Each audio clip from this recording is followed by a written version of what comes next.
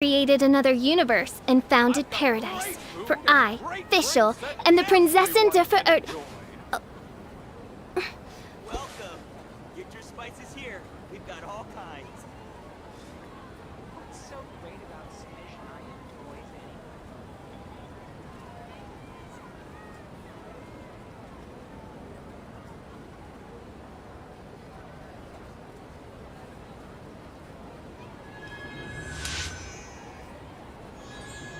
I've got great food and great drinks that everyone can enjoy.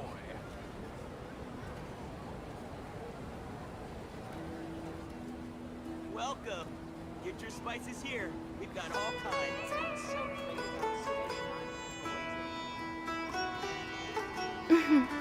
May the glory of the Prinzessin bring light to this world. I've got great food and great drinks that everyone can enjoy.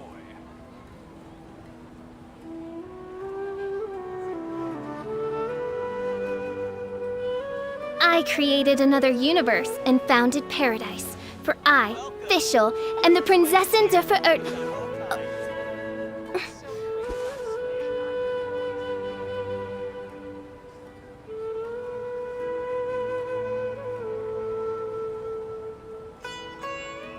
I've got great food and great drinks that everyone can enjoy.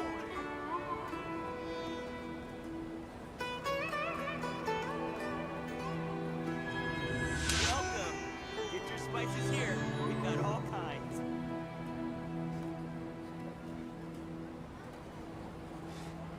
What's so great about Spanish toys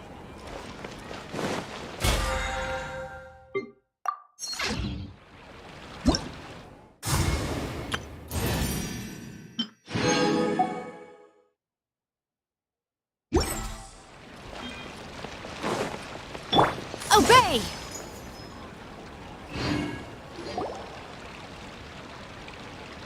If you continue to resist, we will have to order an investigation into every single event organizer.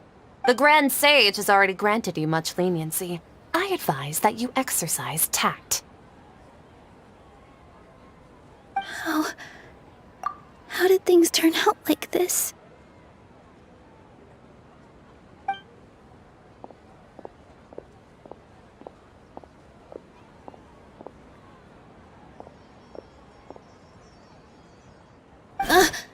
Traveler? You don't have to get involved. He's a sage from the academia. I don't want to drag you into this. Traveler? Traveler? What the heck are you doing? If you get arrested by the academia, that's another day gone to waste!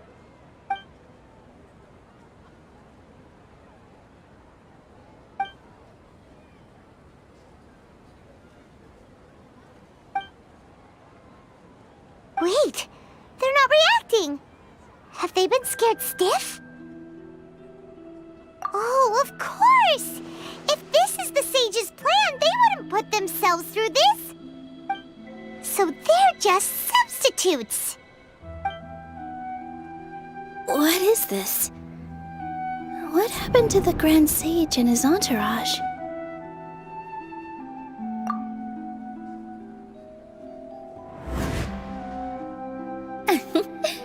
Like I said, they symbolize the goddess of flowers. It's just a shame that all the real Padisarahs went extinct after her death. Yes.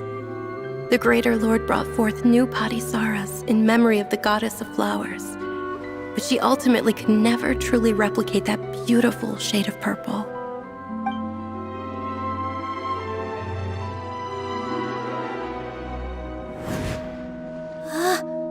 That beautiful shade of purple.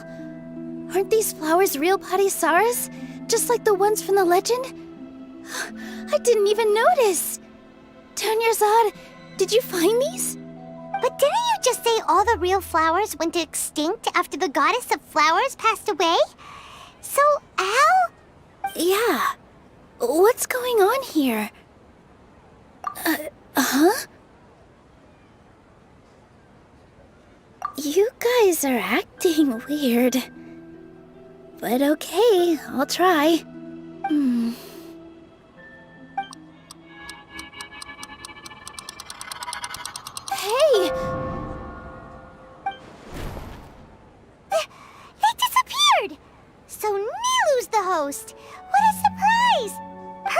Padisaras don't exist in the real world anymore. But in Nilu's subconscious, they can appear as decorations on the stage. It's just like the example Nahida told us. People assumed there will be food on a plate, and Nilu assumed there would be real Padisaras in the flower pots. So when you saw the flowers, you instantly knew it was Nilu? But if we want to end the samsara, we need the host to become aware that they're dreaming. How should we make Nilu realize that? Am I dreaming? Huh? So I'm right. Is this Lesser Lord Kusanali responding to our celebration of the Sabzeruz festival? Wrong guess, but you aren't completely wrong either. The point is, what made you think this is a dream? As far as you know, people in Sumeru don't dream, right? Yeah, but have you heard the tale of the first sage?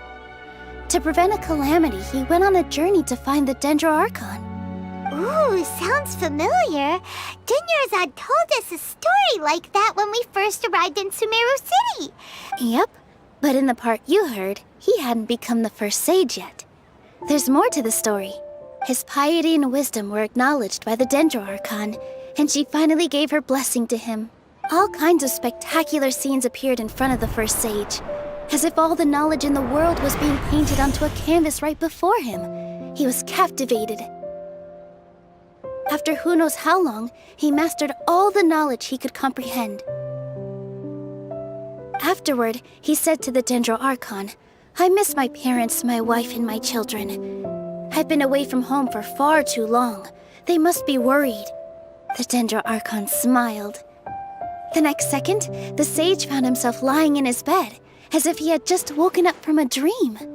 His wife, lying next to him, said, "You're off to search for the Dendro Archon today, aren't you? Have a safe journey, my love." In the end, the first sage took care of many disasters in Sumeru City and founded the Academia. What a happy ending.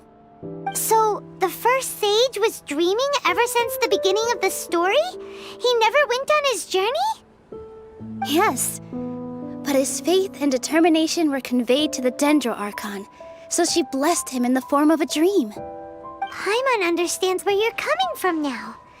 That's a really interesting connection. But we really gotta wake up soon, like the sage in the story. I see. Well, it just so happens that today's Sabzeruz festival is almost over too.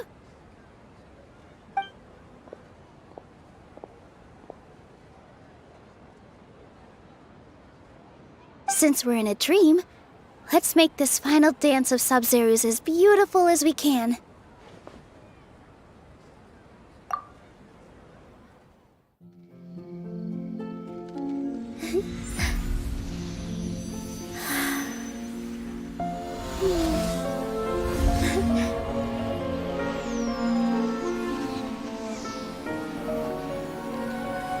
The wait is over, everyone. I dedicate this to our god, the dance of Sabzeruz.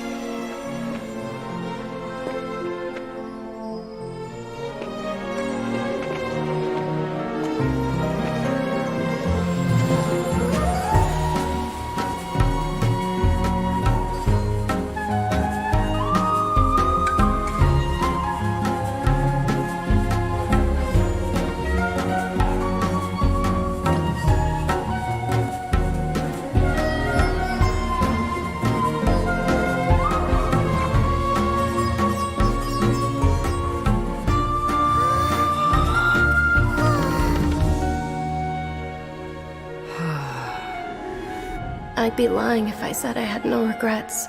I would have loved to see Nilu's dance.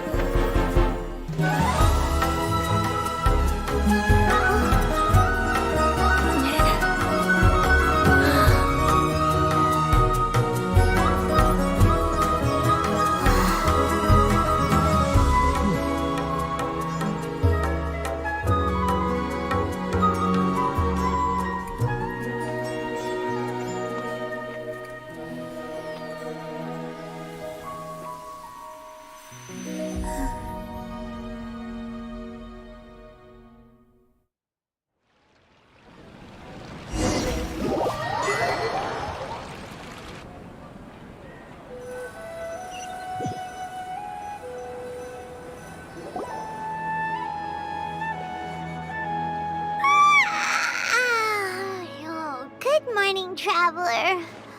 Oh, Paimon feels like she's been asleep for the longest time.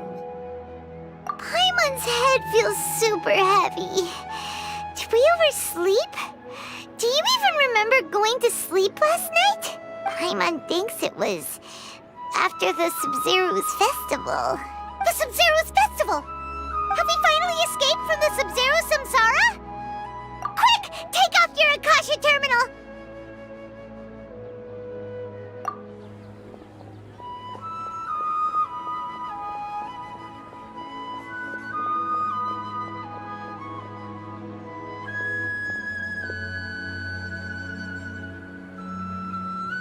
She's not in her room. What happened? Huh? What usual spot?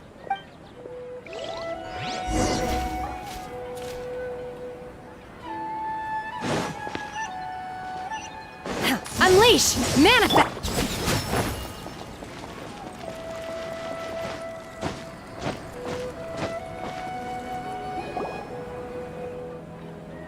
Well done, Traveler and Paimon. And thank you, Dunyarzad, for organizing the Sub-Zero's festival for me. I'm sorry, who are... Dunyarzad! You're okay! Oh, don't scare us like that! Oh, Traveler Paimon. I have something amazing to tell you. I just had a dream, and I saw Nilou performing the dance of Sub-Zeros.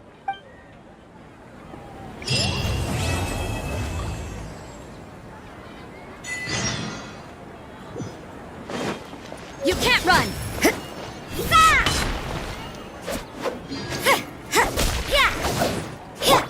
Take your true form! My will embodied! You're actually Nahida, aren't you? Paimon felt like Catherine was acting weird when we met at the Sub-Zero's festival. And... Dunyarzad, did you save her? It's a really long story. We shouldn't disturb her. Her consciousness is still weakened. Let's chat somewhere else. How about by the Traveler's favorite bench?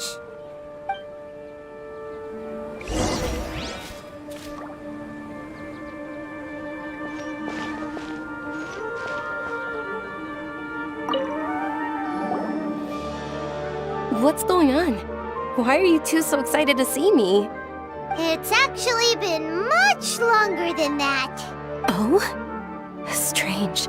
Was I really asleep that long? No wonder I have such a headache.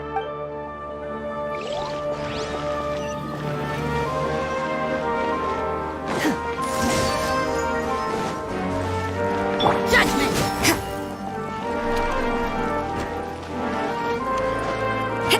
Huh? Yeah!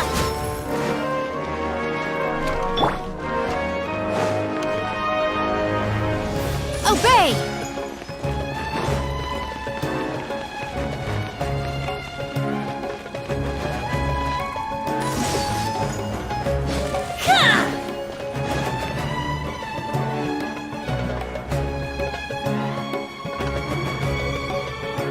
Let's talk about Dunyarzad first. It's such a relief that she's all right. After we parted on the last day of the Sub-Zero's festival, I left the city and saw what the Traveler had described. Among the countless dreams, I found one that was growing fainter and fainter. This proved my suspicion. Once Dunyarzad could no longer bear the Akasha harvesting her dreams, her consciousness began to dissipate. But this also meant it escaped the Akasha's control. Such a small fragment of consciousness can't last for very long, though. It will return to its original dream, where both will gradually fade until they completely disappear. I used all the power I had to keep her dying dream alive as long as possible. But it still wouldn't have lasted for much longer if it hadn't been for you two breaking the samsara. So it looks like we did manage to save Dunyarzad in the end. And not a moment too soon. Huh? Why are you two smiling so happily? I thought you'd be so moved that you'd start crying. I need to spend more time observing human emotions. Both are fine. Everyone reacts differently. All right. You two must have a lot of other questions for me, right? After all, you saved my faithful believer. As your reward, I will answer any and all questions. At the Øfficial forest, there was this incense that made the traveler fall unconscious and dream of a huge tree and a red sky. You also heard someone's voice, right? It said world and forget me. Yeah, so you do know! We've been wanting to ask you what that was about, and if the red sky was related to Conria. It seems like the traveler established a connection to Irminsul. That was a message left by Greater Lord Rukkhadevata's residual consciousness in Irminsul. Perhaps her last memory before she died. As you two probably know, Greater Lord Rukkhadevata disappeared after the disaster in Conria. The timings of these events do line up, so your suspicions are reasonable. A message from Greater Lord Rukkhadevata? We thought it was from the Scarlet King. The Scarlet King? That god who died even longer ago? Some present-day desert dwellers still worship him. You probably just heard some of their conspiracies. Okay, so what does the message mean? I still haven't managed to decipher it. Even the Akasha isn't currently capable of doing that. Greater Lord Rukkhadevata's residual consciousness in Irminsul seems to be contaminated with something that has a very dangerous aura to it. Many devoted scholars go mad as soon as they connect their consciousness. I've warned the academia about this many times, but people still keep falling victim to it. But I believe this is the key to saving Irminsul. That's why I've kept trying to decipher it. So the tree in the vision was Irminsul? Oh, Tainari also said that Irminsul is sick! Is it because of the contaminated consciousness? But even if you can't figure out what that vision was all about, it seems like our search for you was all in vain. The traveler wasn't affected after coming in contact with that consciousness. I've never seen anyone like that. With you here, we may have a chance at deciphering it. No, we must decipher its secrets. I've already eliminated all other factors that might affect Irminsul. This is the only one left. This puzzle has life and death at stake. It could determine Irminsul's fate, as well as Tevat's. To be accurate, I'm using the Akasha as a medium to occupy Catherine's consciousness. How did you do that? Poor Catherine. Does this mean you can also occupy other people's consciousnesses? Theoretically, I can enter anyone's mind as long as they're wearing their Akasha terminal. The Akasha is the legacy of Greater Lord Rukkhadevata. As Lesser Lord Kusanali and the first Akasha terminal, my consciousness has always been linked to the Akasha. I've always respected my people's free will, so I've never actually occupied their consciousness. When necessary, I just borrow this bionic Snezhnayan puppet. Hold on. Did we just learn some deep, dark secret? So Catherine is... No wonder Paimon felt something was off about her. What about your own body? Why do you need to borrow other people's? Don't you live in the sanctuary of Surasthana? That story begins a long time ago. After Greater Lord Rukkhadevata disappeared, the sages found my newly born self and took me back to Sumeru. At that time, I was young and weak. The sages kept me in the sanctuary of Surasthana, ostensibly for the sake of protecting me. But I've hardly heard from them since. However, I do understand that they had hoped to find Greater Lord Rukkhadevata instead of me, a symbol of her passing. So, the sages basically put their new Archon under house arrest? How dare they! Why don't you teach them a lesson, Nahida? In some ways, they aren't wrong. Greater Lord Rukkhadevata was omniscient and omnipotent. Even after her death, the Akasha is still empowering this nation. And I'm still really far away from being able to call myself the God of Wisdom. Moreover, the academia is also more proficient at governing this country. My existence has little meaning. Yeah, you got a lot of believers. Just look at the Sub-Zero's festival. Everyone who showed up truly loves you. Thank you for the kind words. But I honestly don't need physical freedom as long as I can connect my consciousness to the Akasha. Trying to find a way to save Irminsul is my life's mission and top priority. I will work on that, and try to live up to being a deity in the meantime. Every once in a while, I will also take up the duties of the God of Wisdom and enlighten a lost soul here and there. Doing all that should be enough. There's never been any big problems with the Academia's governance of Sumeru. This is the first time I've seen them step out of line. I wonder what caused them to go down this path, and what they hope to achieve. Even though the city's residents haven't noticed anything strange, if the Traveler hadn't broken the Sub-Zero's samsara, the situation could have become dire. I tried to do some investigating in the Akasha, but I couldn't find anything suspicious. And all the people of interest seem to purposely avoid wearing their Akasha terminals. I think they're deliberately trying to hide something. Oh, that reminds Paimon.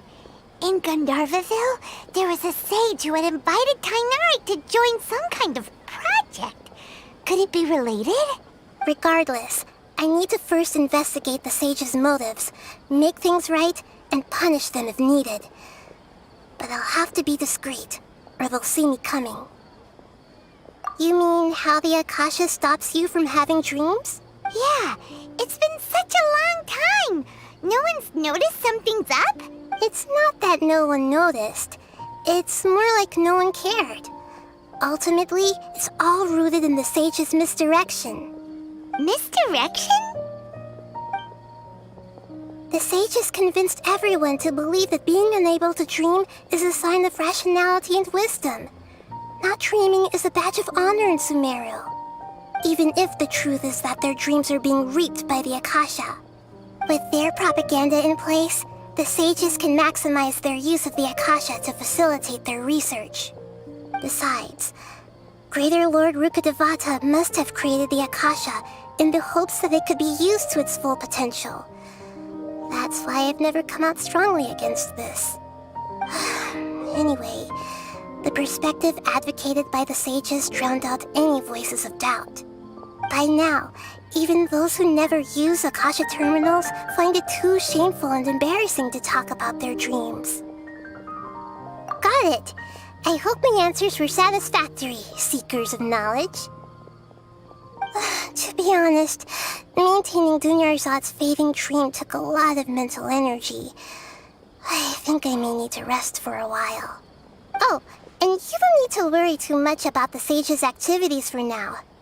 The Akasha won't be able to conduct another project on the scale of the Sub-Zero's samsara in the immediate future. Go and get some sleep. Leave everything to us.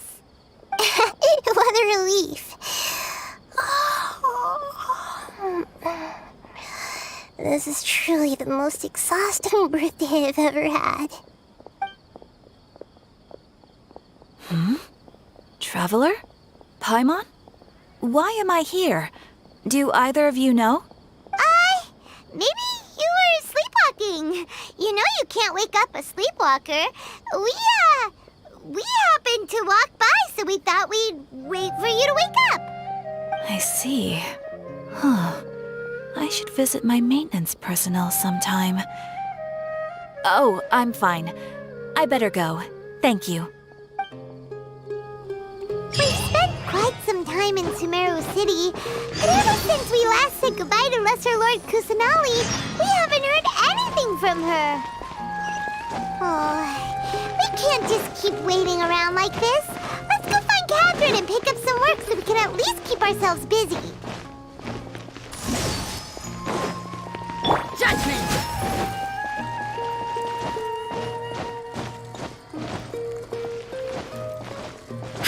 Huh?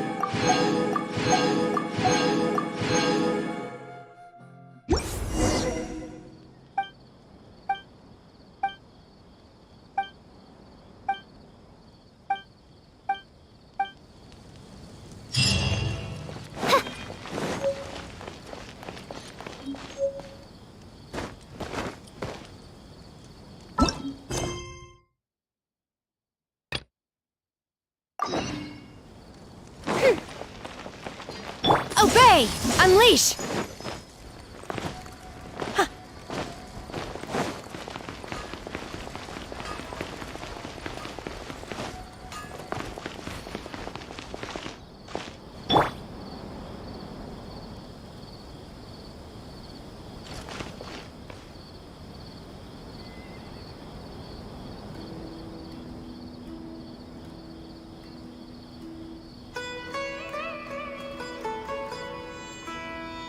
I do worry about the well-being of my retinue during my impromptu absence. I'm sure the good people of the Adventurers Guild are absolutely fine, mein Fräulein.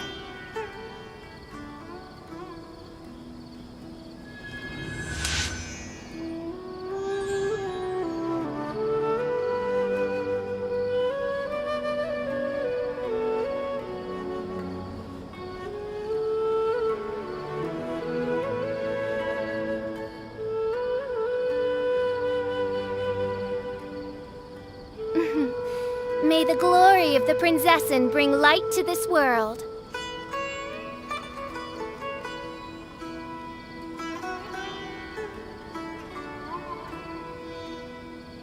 I created another universe and founded paradise. For I, Fischl, and the Prinzessin der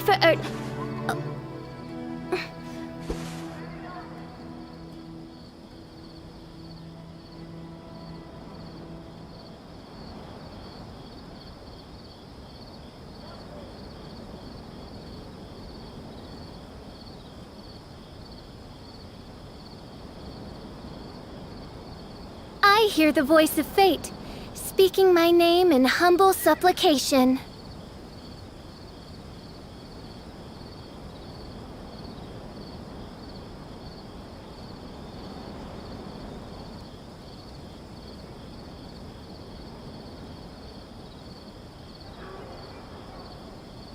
I created another universe and founded paradise. For I, Fischl, and the Prinzessin der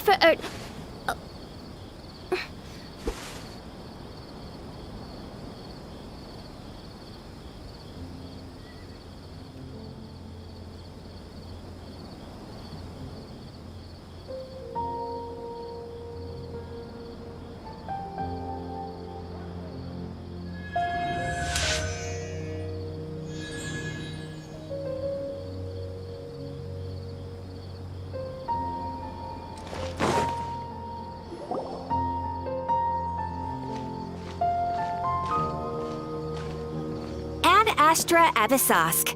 We meet again, you two. Hi, Catherine. Do you have any commissions for us today? Commissions, huh? Let me think. Oh, how about this? Please attend the Academia's Academic Symposium this afternoon and recite a love poem on stage. Wait, say what now? And if possible, please also use your camera to capture the reaction of the audience upon finishing the poem. Huh? What kind of commission is that? I see. It appears that you're not interested in this commission. In that case, please go to Port Ormos and convince the Eremites there to spend some time volunteering at the local orphanage. Hey, that's not any better. I'm sure the mercenaries will have some interesting reactions as well. Paimon's gotta ask, just who exactly has been submitting these commissions to the Adventurers Guild? Oh, the commissioner? Well, actually, I just wanted to see the two of you in action. Was it so obvious? I was hoping you would actually take one of those commissions. That kind of chance to observe humans doesn't come by often. Ah, so it's Nahida. Paimon just knew Catherine wouldn't crack those kinds of jokes. When did you get into her head? From when she said, Ad Astra Abyssosque. So it's been you this whole time? Are you done resting up, Nahida? Yes. I've been sleeping ever since we parted ways, And I even had a really, really long dream. It was another dream about the Sub-Zero's festival, except it was a happy one. In my dream, I was sitting in the middle of a flower terrace, and everyone in Sumeru City was holding hands as they danced in circles around me. They danced round and round, and everyone looked really happy. I also got to sit on a gigantic flower carriage. Ferris, the Knight of Flowers, raised me really, really high above the ground, and I was throwing an endless amount of Yalda candies at the children. You know, Nahida, maybe your dream is how the Sub-Zero's festival really should be. It's meant to be a joyous time where everyone gets together to celebrate your birthday. Huh? Wasn't I describing a really happy dream? Why are you both looking at me like that? Wait, could this be an example of the emotion known as pity? No, we aren't pitying you. That would only make everything worse. We just don't want you to feel too sad. By the way, have you had a chance to visit Dunyarzad? How's she doing? The Homiyanis haven't allowed any visitors after the festival, so we haven't been able to check on her. Yes, I paid her a visit right after I woke up. She was resting at the time. Her condition is stabilized. However, since Elazar is a manifestation of the withering on the human body, we can only cure it by finding a way to take care of Irminsul's own withering. But for the moment, our top focus should still be figuring out what the sages are up to and what they're planning.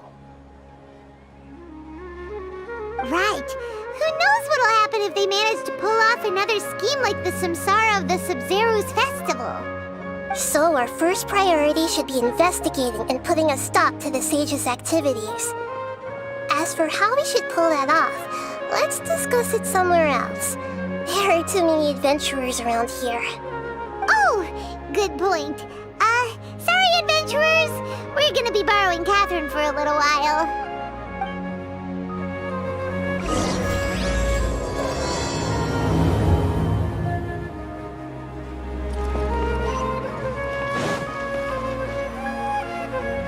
Let's continue our chat here. Okay, so do you have any ideas on how we can investigate the sages, Nahida?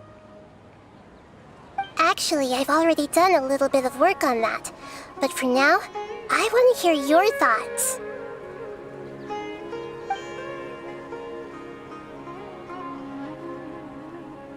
I've already tried that, but all the key members of the Academia, even the core of 30 guards, intentionally avoid wearing their Akasha terminals.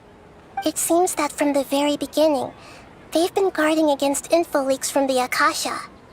Of course, it could also be because they're wary of me. Have you already caught the sage's attention?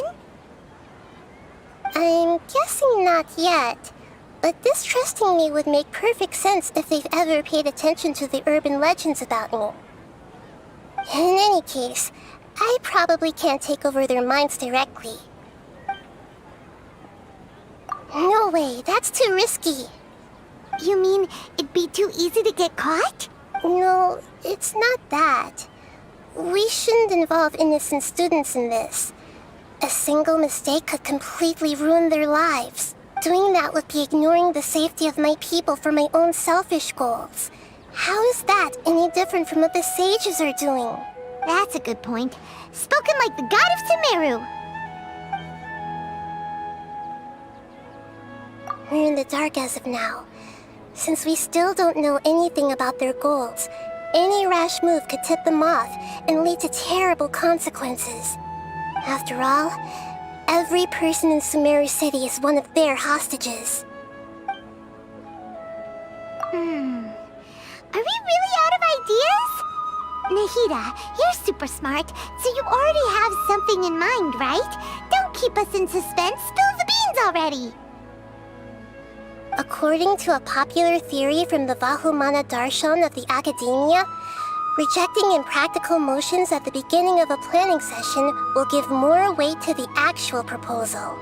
Okay, but aren't you the god of wisdom? You don't have to use that kind of gimmick to make us take your ideas seriously. Well, I've been thinking that if I can't directly possess the leaders, and if I can't get ordinary people involved, then I should find someone who's already involved, but hasn't decided to side with the sages. You're saying we should recruit a spy? That does sound like it could work. Oh, before coming back, we met someone named Alhaitham. He seems like he acts alone, and he likes doing stuff behind the Academia's back. They probably aren't in cahoots. Actually, I already have someone in mind. Do you still remember that female scholar named Setaria? Setaria. Paimon remembers now. Isn't she the one who's always trailing behind the Grand Sage of the Academia? We ran into her basically every time the Subzerus Festival repeated itself. You could even say we're old enemies by now. Paimon still remembers the smug and mean way she always spoke to Nilu. I've always liked observing all kinds of people, and Setaria has always stood out from the crowd. She was born in the desert and was hailed as their greatest genius. Her academic gifts allowed her special admission into the Academia, and also gave her the opportunity to serve as the sage's assistant. Oh, Paimon didn't know she was from the desert. She must be pretty special then. Paimon feels like most of the desert dwellers around the city are working as mercenaries. The name Setaria means star. When she lived in the desert, she shone like the brightest star in the night sky. Later on, she was chosen by the sun. The star was given a place in the daytime sky to complement the sun's dazzling light. Soon after, the star witnessed the sun scorching the earth, which brought forth many disasters. The star began to waver. Instead of staying beside such a sun, wouldn't it be better to return and light up part of the night sky? But in the end, she couldn't give up the radiance of daytime. To cope with her shame, the star buried her guilt and closed her eyes. From the sound of it, Setaria's just hung up on the research opportunities here. But she doesn't really support the Academia. She still feels guilty about not doing more for the desert, right? She's just running away from her problems. Indeed. When they are presented with complex moral issues, many people will simply plug their ears and go with the flow until the problem can't be fixed anymore. She's suppressing a lot of guilt, but before she realized it, she had already become the sage's accomplice. She can't deny her part in their schemes anymore. Right. We must somehow make her face her problems again. That way, not only can we get useful intel from her, but she can also use it as an opportunity to redeem herself. From my past observations, Setaria will take a day off from the Academia every 10 days to do some shopping in the city. Tomorrow afternoon just happens to be a shopping day for her. That'll be our chance. To prepare, let's go check out some of her favorite spots, and have a quick chat with a few of the vendors there.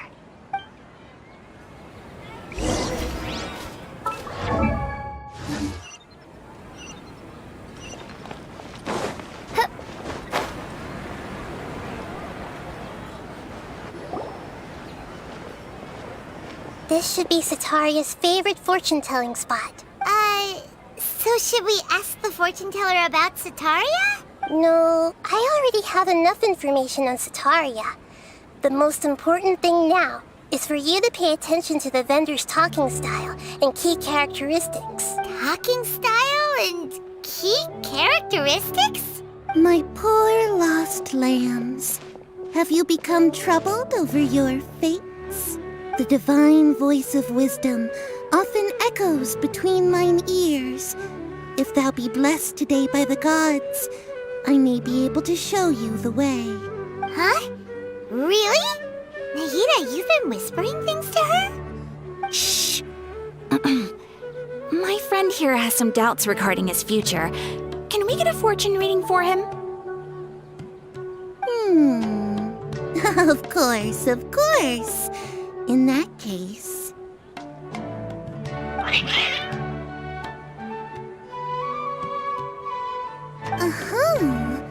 It would seem that Harut and Marut are quite wary of you. Perhaps, at sometime in the past, you have somehow offended the gods.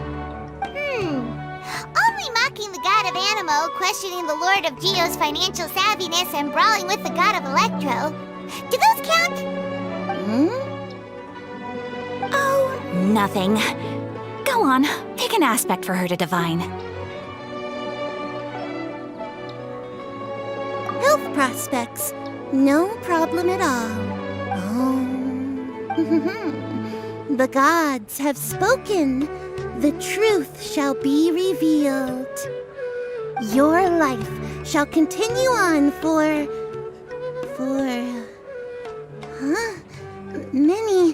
many tens of thousands of years?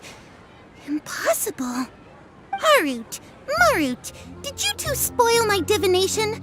I've never read a fortune so absurd. Actually, Paimon thinks this is probably the most accurate fortune-telling you've ever done. I admit that the orientation of today's celestial matrix is, suboptimal. As such, there will be no charge. Is that so? Well, that can't be helped. If you were to bring some food offerings for Harut and Marut on your next visit, perhaps they could help you reverse the wheels of fate.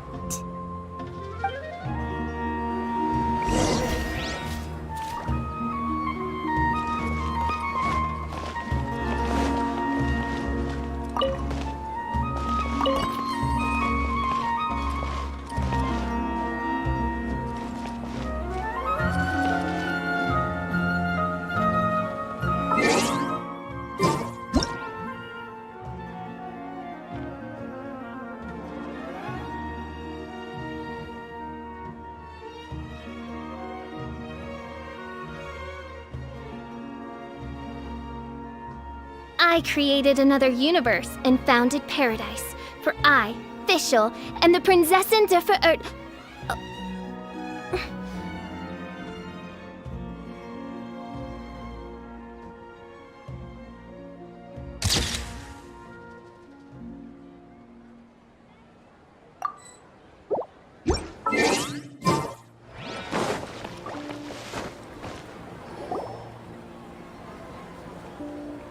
Is this another one of Sataria's favorite stalls?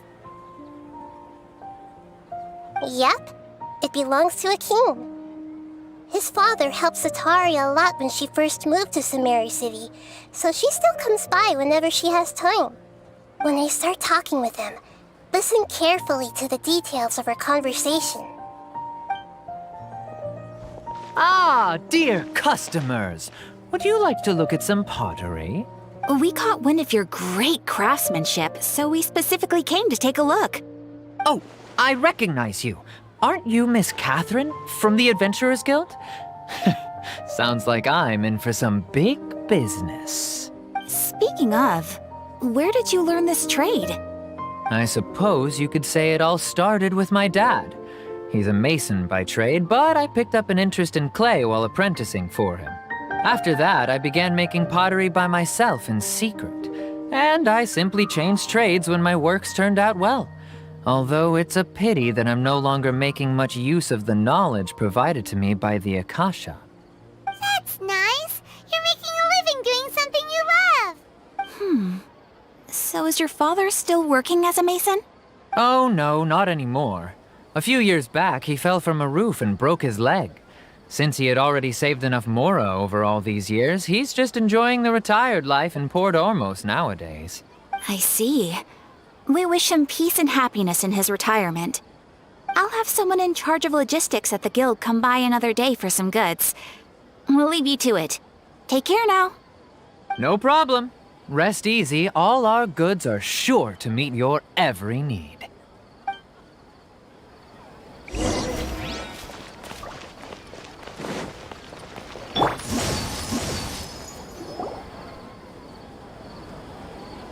This should be our final stop. Sataria's always thinking of this restaurant when she's working at the academia, so she always comes by whenever she's out in the city. Nahida, you've really thought of everything! It's my duty to protect Samaria's citizens, after all. Hi there. I feel like I've seen you down by the docks before. Huh? Sorry, I don't quite remember. If I recall, you were having a discussion with someone about shipbuilding at the time. Ah, that's right. I've always been really interested in feats of marine engineering. After all, I grew up in Liyue Harbor and spent my entire childhood staring at the ships going in and out of the port. I came to Sumeru to study, but failed to make it into the academia due to my lack of talent. But I'm still discussing all kinds of problems with different scholars, and I'm continuing to study and perform research from the restaurant's basement. I'm sure I'll get to the academia after their next round of exams. What an admirable spirit for learning. Amazing! Sure, but you'll find hardworking people wherever you go.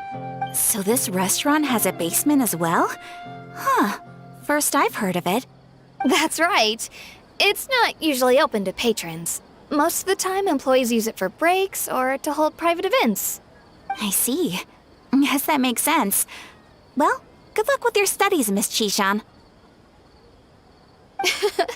Thank you so much. As long as I can make it into the academia as an official student, I'll be happy.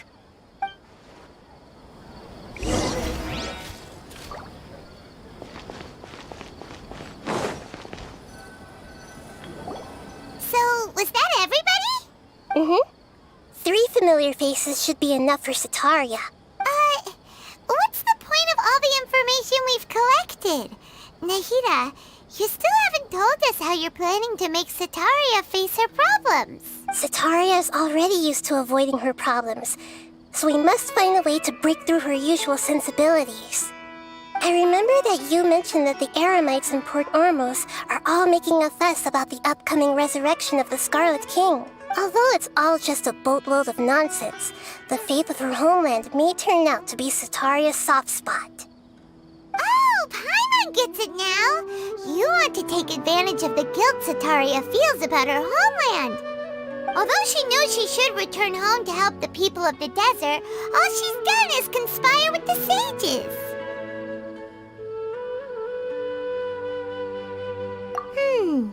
So how do we set that up? Well, the Scarlet King is long gone, and Sataria is also too smart to fall for any simple tricks. If we simply engaged her under the guise of the Scarlet King's believers, she would definitely be wary of us, and we may not get anywhere. But if we were to borrow some of her close acquaintances to talk with her, her reaction would probably be very different. So, you mean you're going to possess those people we just talked to? Yep. Possess them through the Akasha. Imply that they've already converted to the faith of the Scarlet King. And then convey our made-up will of the Scarlet King. As long as everything goes smoothly, we'll get through to Sataria for sure. She'll... So that's how you're going to use all the info we collected on these people. It's so that you won't slip up and break form. Possessing them will only work if you can manage to pass off as them. Exactly. So, best of luck with impersonating them. Huh? Best of luck? But we don't know how to possess anyone. That's no problem at all. I'll just share all their senses with you once I've possessed them. As long as you're also wearing an Akasha terminal, the effect will basically be as if you've possessed them yourself. Huh. That is pretty convenient. But why does he have to do this? Can't you do it yourself? Although I've been observing humans for a while, I've never been good at imitating them. You're not wrong. It's always been painfully obvious whenever you try to pass as Catherine. If it was at all possible, I would have preferred to leave these people alone. But seeing how things are now, I probably should just accept it and push on. Yeah, don't beat yourself up over it. We're only doing this to help everyone, and we'll only be borrowing them for a little while anyway. Alright, then let's give it a go tomorrow afternoon.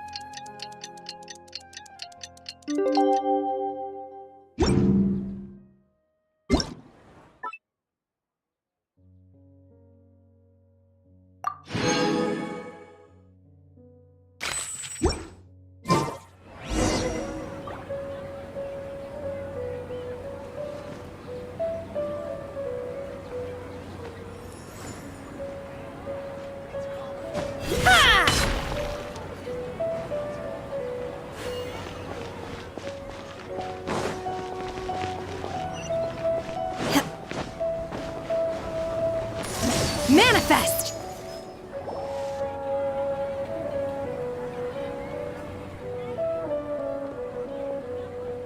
Oh, here she comes. Satori is here! Let's quietly follow her. Once she starts talking to her acquaintances, we'll find a safe spot to begin possessing them. As for how we'll sway her to our side, I'll leave that to you. I trust you'll know what to say. Paimon's starting to feel kinda nervous. Okay, let's go. Looks like they've already started talking. Let's find a hiding spot and get started.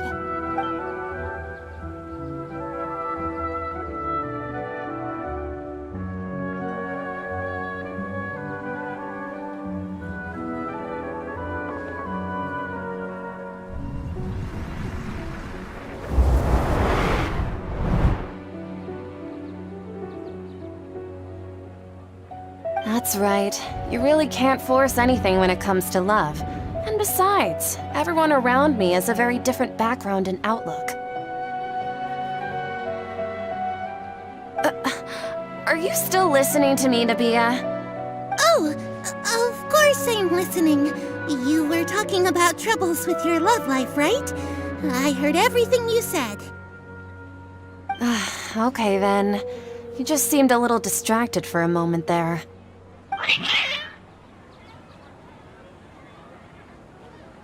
Strange. Your cats seem pretty worked up. Is something wrong? I always thought they were quiet, happy kitties. Oh, what are their names again?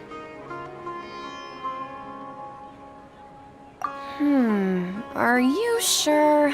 Those aren't ringing a bell for some reason.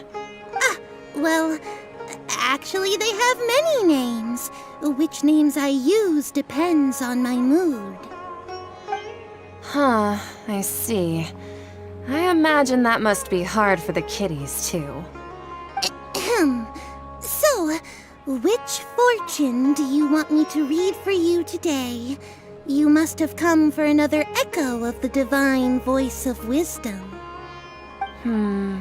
I'd like to get another reading on my love prospects, but to be perfectly honest with you, I feel like I've been a real mess recently. A mess? Well, could you do a reading on how long it'll take me to finish my current project at work? I really just want to get it over with. I hear you. No problem at all. The gods will reveal the truth.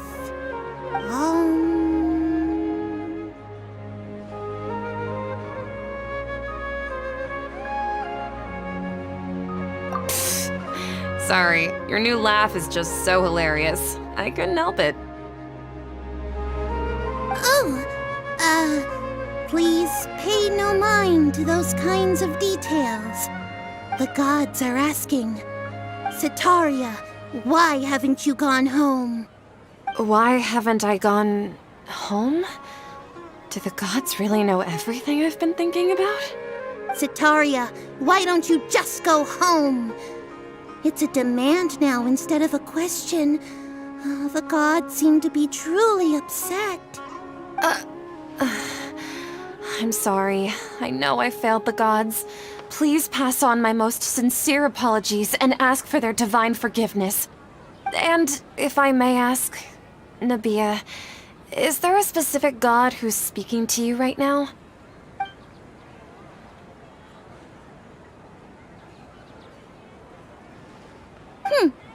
What an inconsiderate and naive question. The god who is speaking to me is, of course, the wisest and mightiest of all, the Scarlet King. The Scarlet King? No wonder he would make such a demand of me. Oh, wait a second. The Scarlet King passed away a long time ago. Even though news of the Scarlet King's resurrection has been spreading like wildfire, it's all just a misinformation campaign from the academia. How can the Scarlet King still exist in real life? What insolence! I am the Scarlet King's most loyal believer. Do you wish to refute his voice of wisdom? Oh, no. As a child of the desert, I am only reveling in his power upon learning that his divine glory has touched even this city. I will think very carefully about his demand of me. I'm sorry, I must go now. Wait!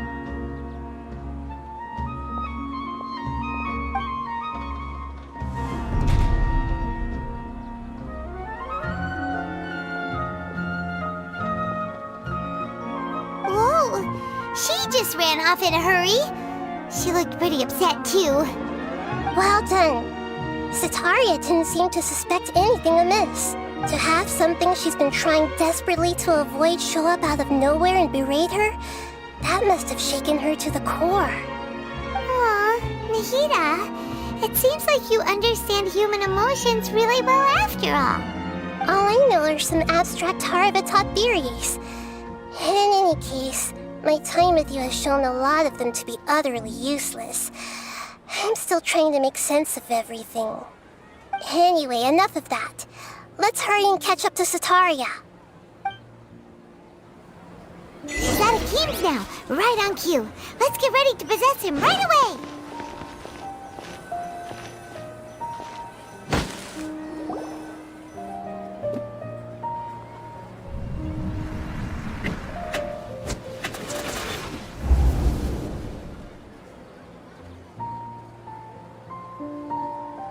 It's okay. I just got caught up in something. Oh, actually, didn't you ask me to help you look for work? What kind of work were you looking for again? Oh, right. Your old man's craft. How could I forget? Speaking of, how's he doing? Is he feeling any better? Oh, that's good to hear. I have been thinking a lot about him. If I could get some more time off, I'd love to pay him a visit. Actually, while we're talking about him, is he still living in Port Ormos? Yeah, he's been retired there for a while. If you could find the time, please write him a letter. Please pass on that recently, faith in the Scarlet King has taken root in Port Ormos and has begun to spread across Sumeru. He has a quick temper and has always been a devout follower of the Dendro Archon. I don't want him to get into a fight with those Scarlet King believers because of a difference in beliefs. Oh? So, who are you siding with in all of this? The Academia or the Scarlet King? I'm so jealous of you. You were born a child of the desert, yet you chose to betray the Scarlet King, and now you spend all your time with those crooks from the Academia. Akeem, you don't mean you've also become a believer of the Scarlet King? What's so strange about becoming a believer of the wise Scarlet King? In fact, aren't you the strange one? The one who still can't pick a side? Can't pick a side? Me? Whoa! Paimon had no idea you'd be so good at this! You really zeroed in on the issue and put it right in front of her. It might feel a bit overwhelming for Sataria, but once everything is over, I'll be sure to pay her a visit to her mind and explain everything. Anyway, let's keep going.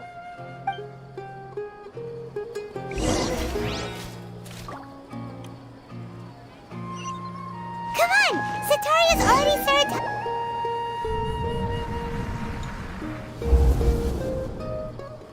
So, Shishan, have you noticed anything weird in the city lately? Like, as if someone was trying to preach to you about something? Oh, right. Speaking of strange things, I celebrated the Sub-Zerus festival so many times that I lost count. That was really weird. Wait, how could you be aware of that? That should be impossible. Nothing in the report indicated anything like that. Are you still failing to realize that the Academia's lowly tricks could never deceive all of Sumeru's citizens? Gee, Sean, don't tell me that you've converted to the Scarlet King as well! What an absurd question. You make it sound like I should be ashamed for becoming a believer of the Scarlet King. In reality, shouldn't you be the one who is ashamed? You, who works side by side with the Academia and treated people as nothing more than experimental subjects? Please, please stop! Even now, Satari is still trying to run from her problems. She can no longer justify everything to herself. Hey, she's trying to talk to the guards. What should we do? This is the most important part of all. Quick, get ready. Mercenary, you're a member of the Corps of 30, correct? Please help me pass a message to the Matcha right away. The situation in the city is getting out of control. Please, try to remain calm, miss. Tell me what's happening in the city. Heretics are infiltrating the city, and they've already converted many residents to their side. Heretics? What kind of heresy are you talking about? The Scarlet King! Many people I know have suddenly started believing in him, but he's long dead. It's impossible. Miss Sataria, nothing is impossible. You know my name? The Scarlet King is immortal, and all who defy him will one day pay the price. You must face the truth, Sataria. You tread a treacherous path, and the longer you ignore it, the tighter the Academia's grasp on you will become, and the deeper you will be ensnared. Child of the Scarlet King, never forget that the desert that belongs to you lies elsewhere. What's so strange about becoming a believer of the wise Scarlet King? In fact, aren't you the strange one? The one who still can't pick a side? What an absurd question. You make it sound like I should be ashamed for becoming a believer of the Scarlet King. Sataria, why haven't you gone home?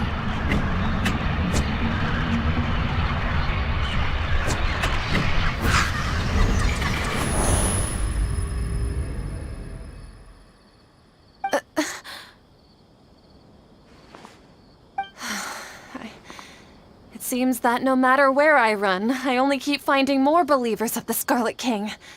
I have to say, this is a familiar feeling.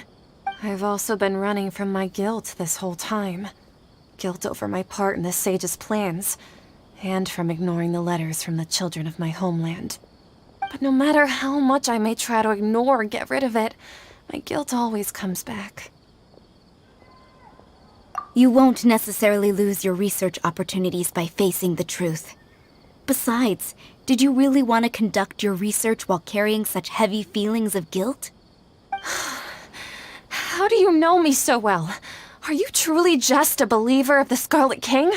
Or are you the god himself? That's not important. The important thing is to pass judgment on the Academia and its sages, and to correct their mistakes. If you could provide some assistance in this matter, perhaps it could serve as a form of atonement. I've actually never believed in the gods, but I've always believed in serendipity. Your appearance must be a fated opportunity for me to get out of this wretched situation. Please tell me, what can I do for you? How much do you know about the sage's current activities? I was just one of the designers for the massed dream harvest scheme, which is what happened around the Sub-Zero's festival. But I know very little about the full scope of the overall project. I'd assume that only staff with the highest clearance would have access to those confidential documents. I've just been working to meet the Grand Sage's specified requirements. However, there's something that's been really bothering me.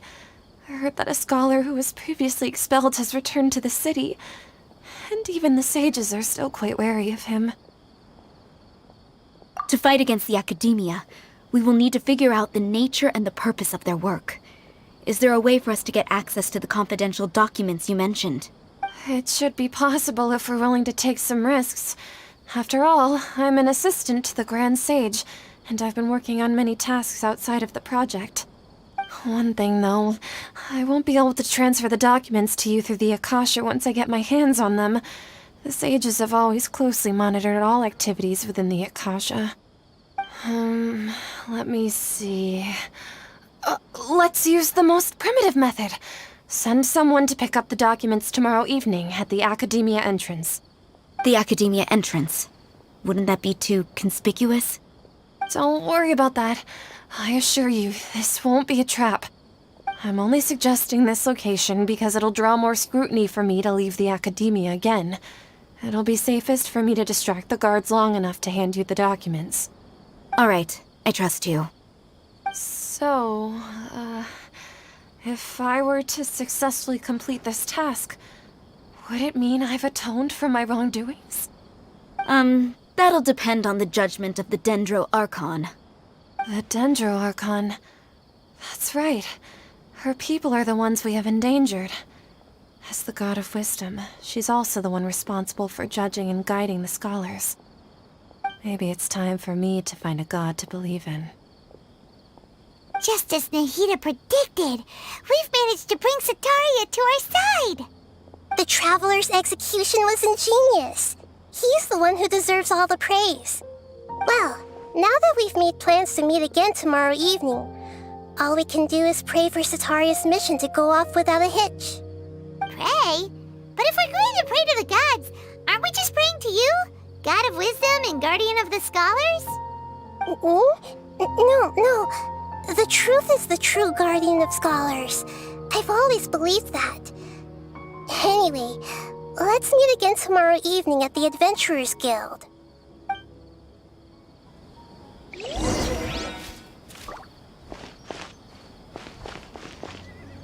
Obey!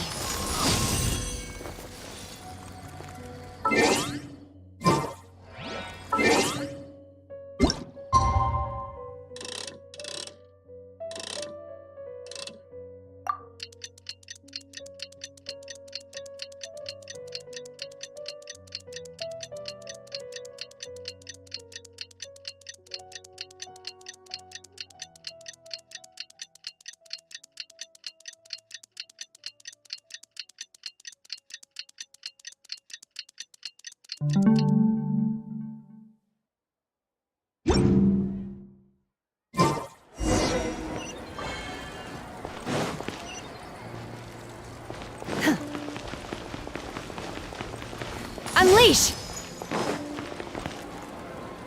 Catherine, we're here!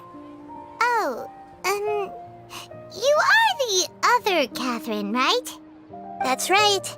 I suppose I'm the other Catherine in your mind. Shh! We're on a secret mission tonight, so we need to protect Catherine's identity. Yep, Paimon's right. We cannot fully rule out the chance that the meetup tonight is just a trap. If something were to happen, my existence may be the only trump card we'll be able to play. After all, the Academia should still be unable to confirm the existence of my consciousness in the outside world. Yep, exactly, just what Paimon was thinking. Anyway, enough about that.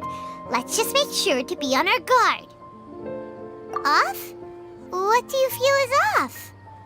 It's the middle of the night. Of course it's quiet. You're not getting paranoid, are you? No, I think he's right. It really is a lot quieter than usual. If you look around, there seems to be fewer people on the streets. I'm not sure if this is the case for the entire city, though. Huh. Maybe it's just a coincidence. Maybe Sataria figured out a way to not only distract the guards, but also to get everyone to go to sleep early, just so we can exchange the documents in peace. I also can't quite figure out why things feel a little off. But now that we're here, let's go ahead and meet her as we planned. Well, regardless, as long as you're here with us, Paimon feels a little safer.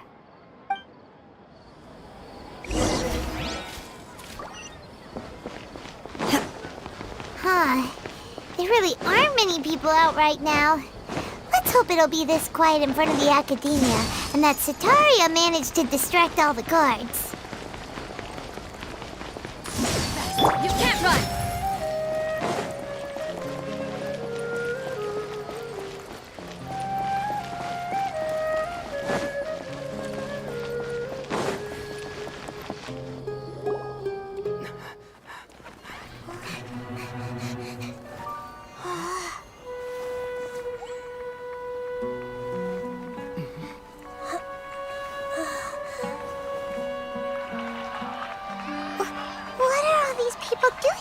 at this hour of the night.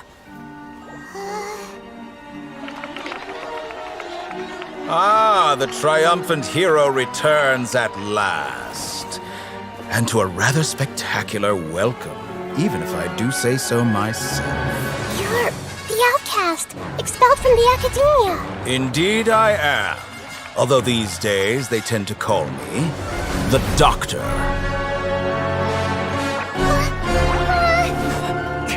If you're looking for your researcher friend, she has already been taken into confinement. With some basic caution, she could have discovered the listening device on her person.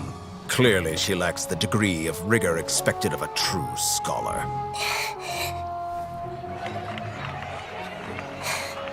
The people of Sumeru City. What have you done to them? I simply made some minor adjustments to their Akasha terminals. Now they can deposit information directly into the subconscious.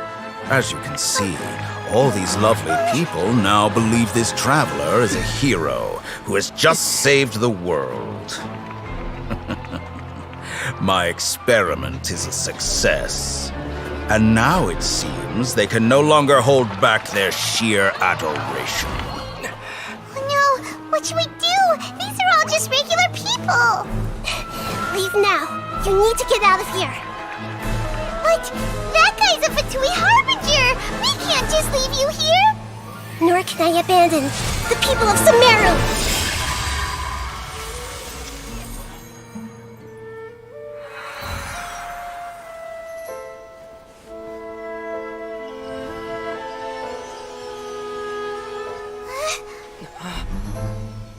Don't worry. We'll meet again outside of the city.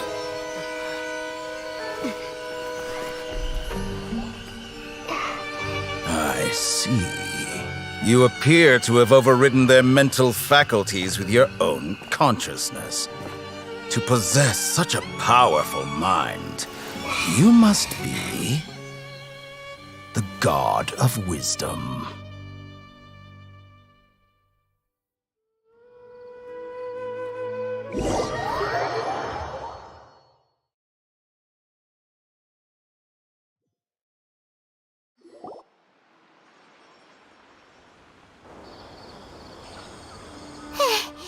This should be far enough. Whew. Paimon needs to catch her breath first. Is Nahida going to be okay? We only made it out because of her.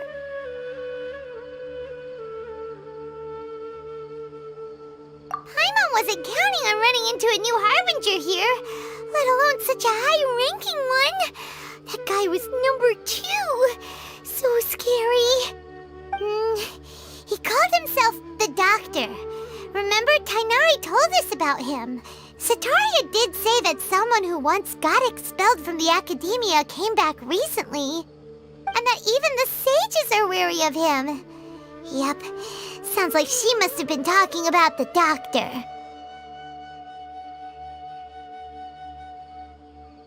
Yeah, now that the Doctor's in the picture, we're no longer just dealing with the academia. They're in cahoots with the Fatui. But what are the Fatui after this time? Another Gnosis?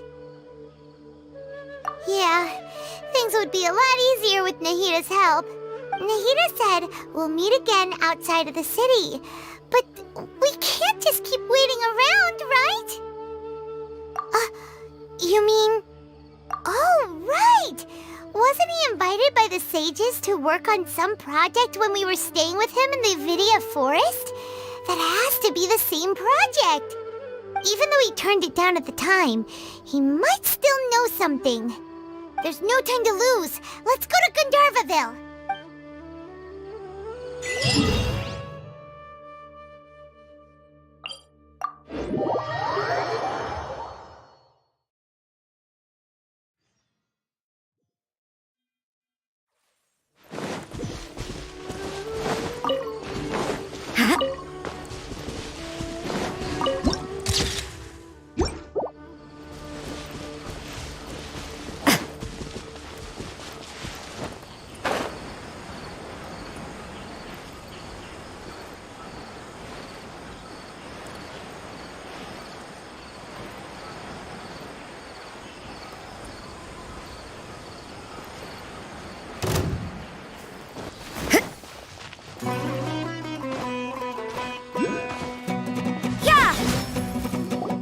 Hold it right there.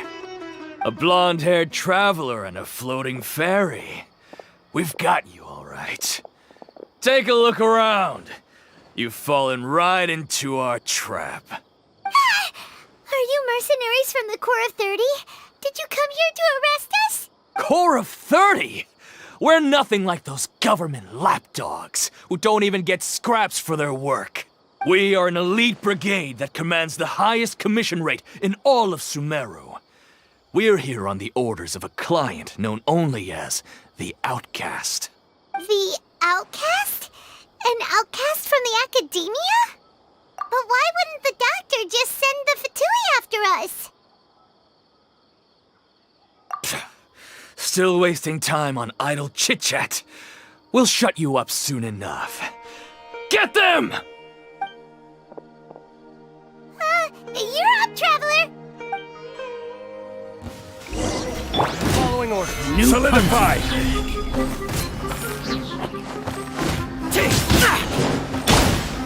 Transfiguration!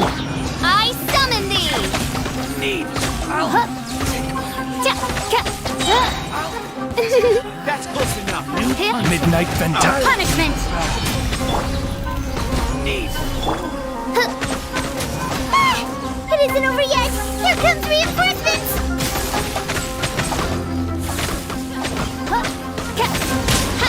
Try to keep up. Obey! On this. That was pretty rough. Is that what elite mercenaries are like? Yeah, looks like we'll have to keep our guards up. But this doctor guy seems like a pretty tough opponent. He knew exactly where to set up an ambush. Did he predict that we would try to find Tainari? Going up against smart people is tough. Anyway, let's keep going.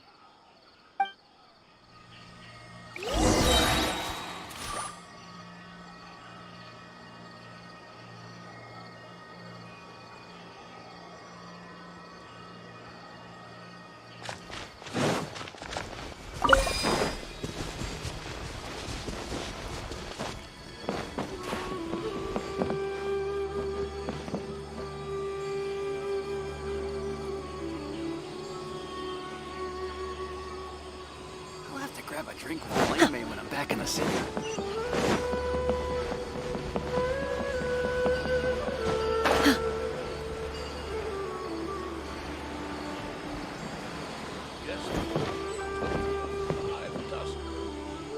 Oh, it's the Traveler and Paimon.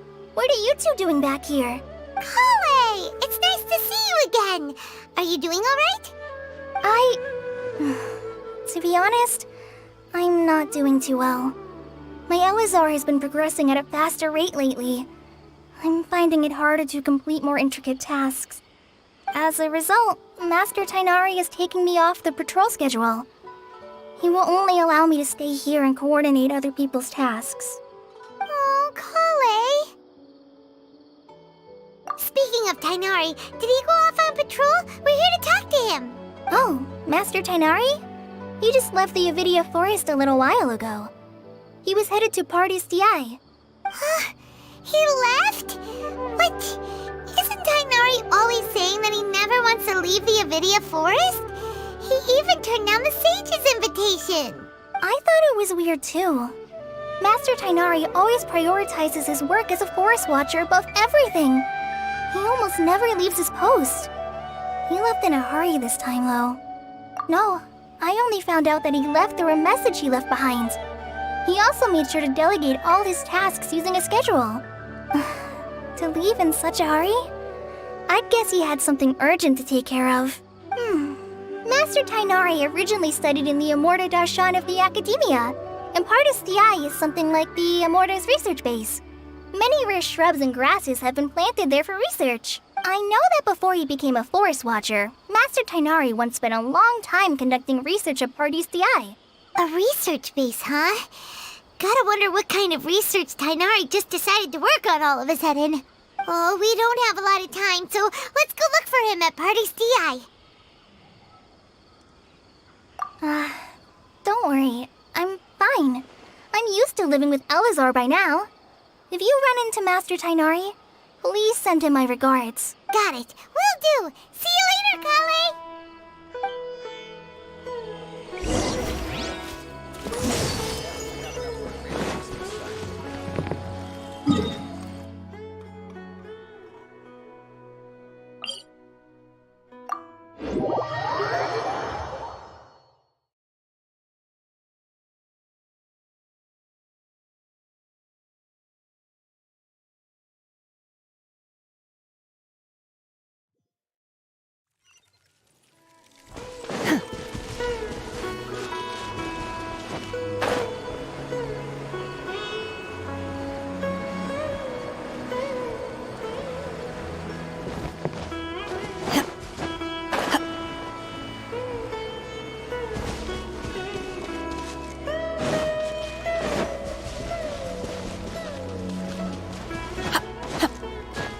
Manifest! Obey!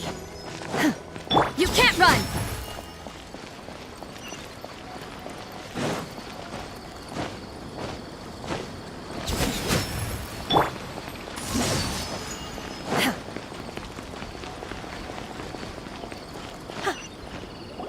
Wait! Look who it is! Thank goodness you're okay. We were so worried about you.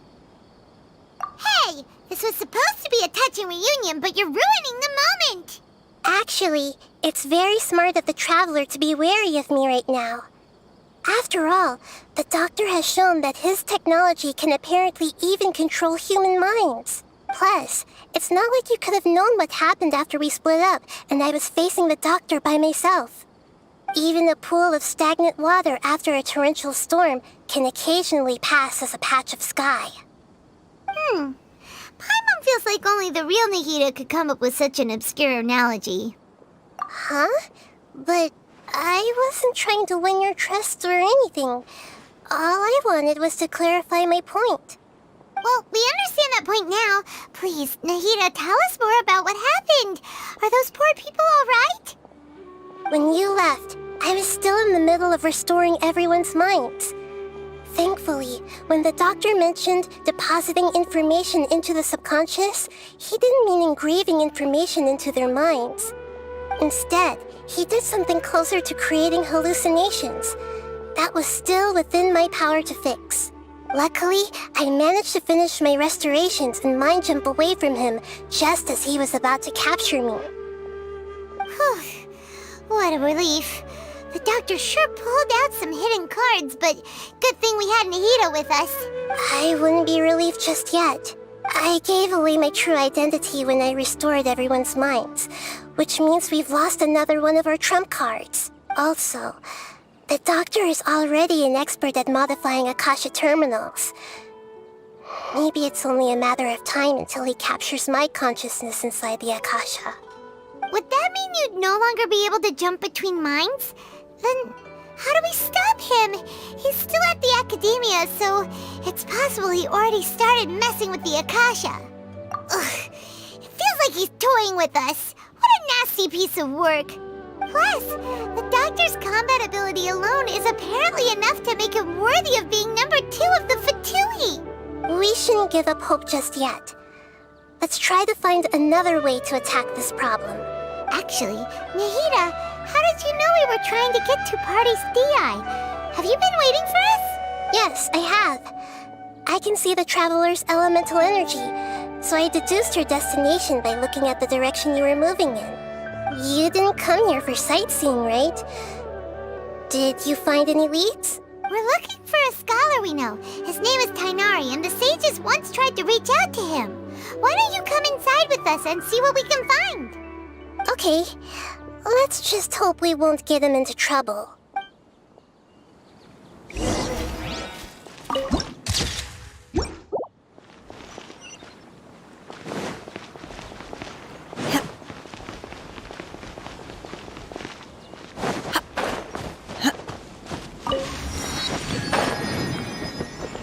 Unleash!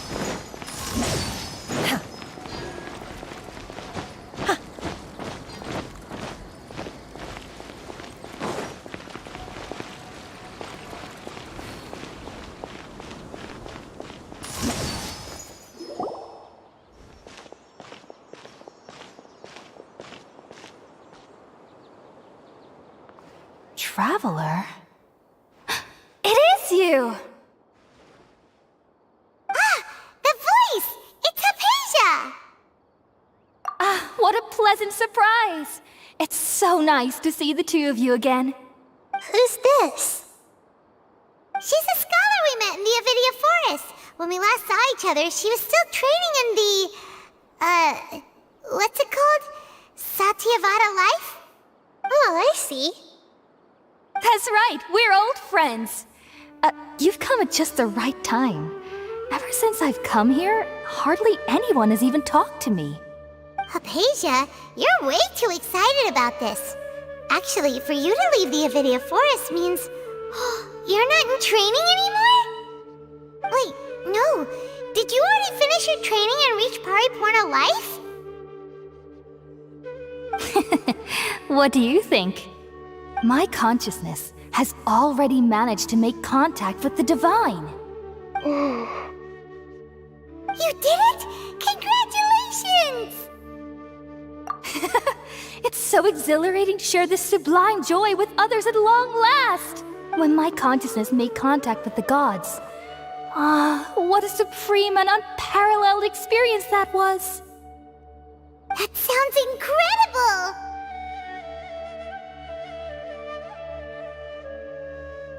Oh, all right. Actually, please wait. I haven't forgotten my promise to you. Remember? I promised to help you understand what you saw from Irminsul once I gained deeper insights. My current self has not only gained true insight, but I can even help you establish a direct connection to the consciousness of the divine. You can do that? I've never heard of anything like that, but if you want to give it a try, I'll do my best to protect your consciousness during the process. Hold on. I brought some spirit borneal with me. This is still a crucial part of the ceremony. We're using that incense again? All right now. Hold my hand. I'll help you establish a pathway to connect your consciousness. Okay. Ready?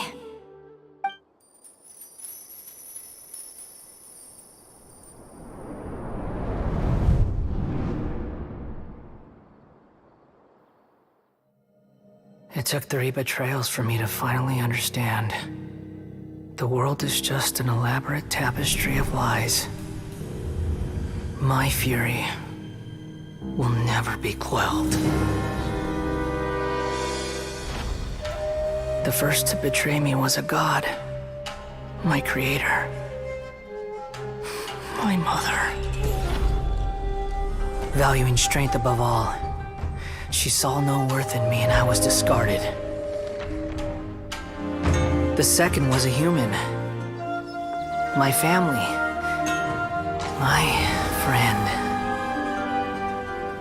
Consumed by fear, he saw me as an abomination. The third was one exactly like me. A hope for the future. A fledgling barely out of the nest. Powerless before his mortality, he broke his promise to me. Humans, they can't be trusted. And the gods fill me with pure loathing. So I said good riddance. I denounce the world and laugh in its face. My chest will never again be defiled by worldly filth. I will scrub away every last trace of human emotion. Then it will be empty, a blank slate, and ready to receive a supreme gnosis, brimming with pure divinity.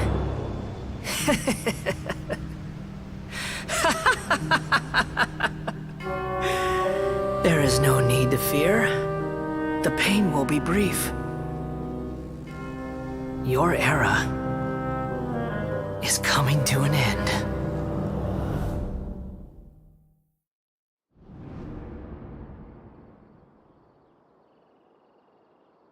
What was that?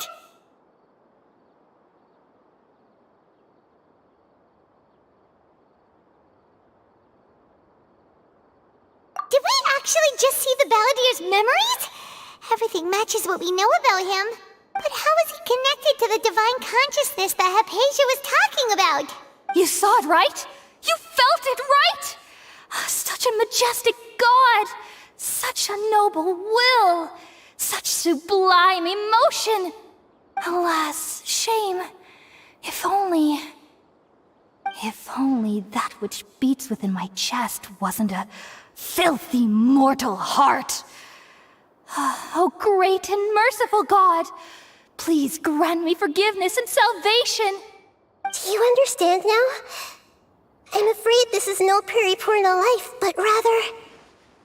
Ah! You...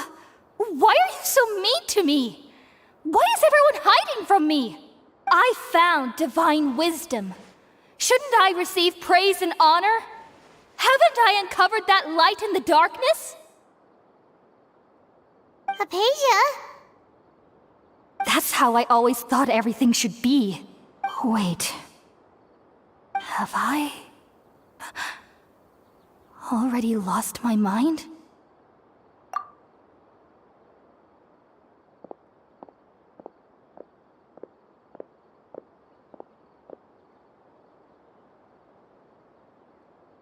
Wait, something isn't right.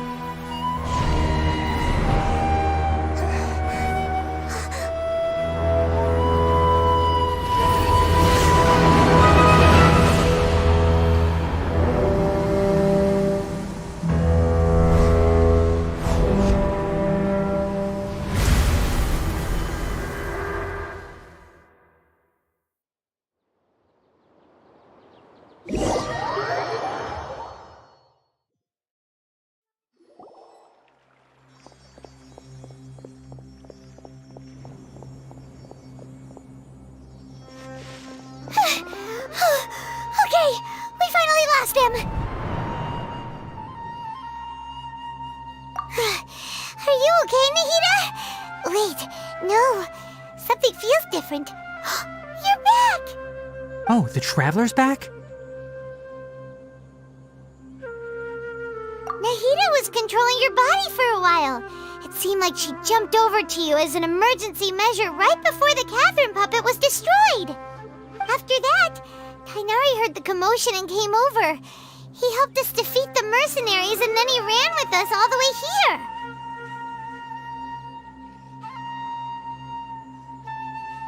What? You swapped places? You mean your consciousness also went into Nahida's body? Wait, then where is Nahida's consciousness? Where is she now? I never imagined that an individual's consciousness could be transferred around like this. Had I not seen it with my own eyes, I would have never believed it. I don't think this can be achieved with current human technology. Also, while we were running, the consciousness in your body told me to pass on a message.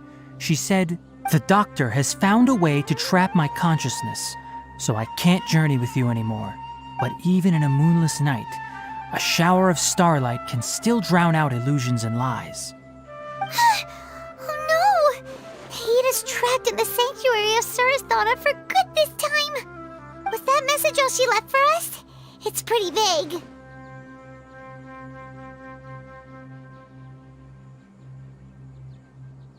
Oh, that makes sense! Since the doctor captured her, she won't be able to say anything without him knowing. She's being extra careful. Even in a moonless night, a shower of starlight can still drown out illusions and lies. Huh. Paimon knows the moon illusions and lies are from the alchemical divination at the Sub-Zero's festival. Didn't Nahida use a starlight analogy before? It had something to do with Sataria.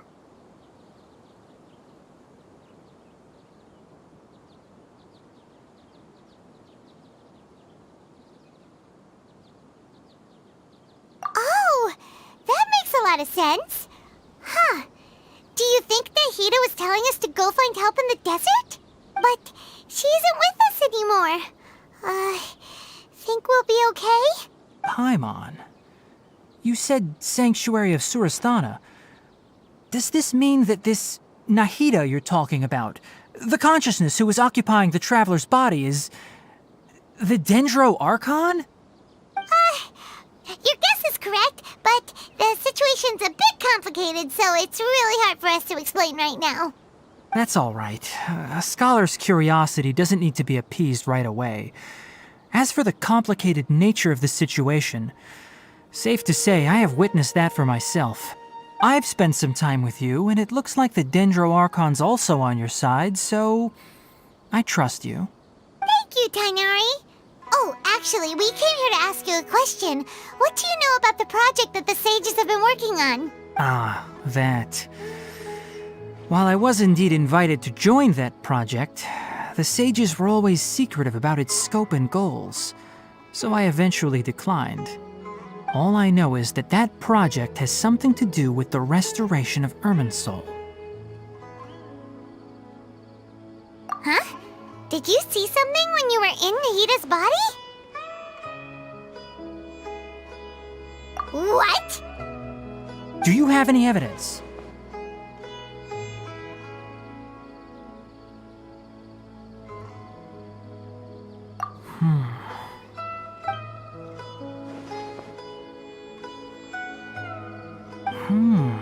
So that's what happened. That explains why Hypatia's symptoms were different from those of the other scholars who went mad. It's because she made contact with the consciousness of a new god who is still in the process of being born. Tainari, did you leave the Avidia Forest because of Hypatia? I did. I noticed Hypatia's mental anomalies, but since her symptoms were rather atypical, I secretly took her to Pardis Dii and began searching for a way to return her to her normal self. If I didn't take action, Hypatia would have already been taken by the Matra to the desert, doomed to a life of exile at Aru village. Now that you mention it, I knew the Academia has never thought particularly highly of Lesser Lord Kusanali, but I still didn't expect them to do something as arrogant as creating a new god. Looks like I made the right decision by not accepting their invitation. The Doctor and the Balladeer. We have 2 Fatui Harbingers in Sumeru. Sounds like we're in for a bad time. From your description, I don't think they've completed their project. There may still be room for us to intervene. But then, what is the connection between creating a new god and restoring Irminsul? Yeah, it feels like we're still nowhere close to figuring out the sage's goals. Right, we've pretty much gone over everything we need to know, so we should head out. How about you, Tainari? What are you going to do? I'll stay here for now. I still want to try a few more things to help Hypatia. If you're planning to go into the desert, start by heading for Caravan Rabat. That'll be your fastest route. Come find me here if there's anything else I can do to help. May the spirit of wisdom go with you. Thanks, Tainari. Hopefully Hypatia will feel better soon. We're off then.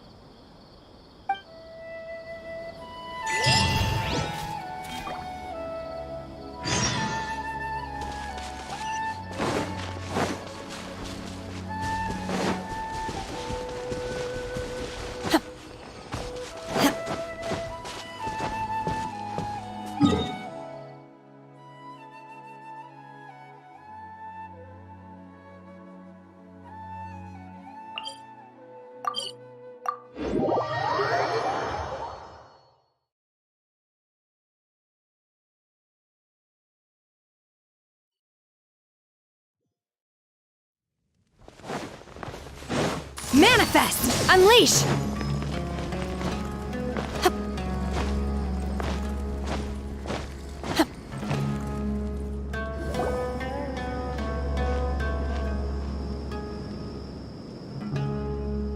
We finally made it to Caravan Reebok. It's pretty lively here. So, just past this wall is the desert, huh? Oh, wow. Paimon remembers hearing people call this the Wall of Samiel. It's made to block sandstorms from the outside. Oh, if it's this tall, it's gotta be the divine work of Greater Lord Rukkhadevata, right?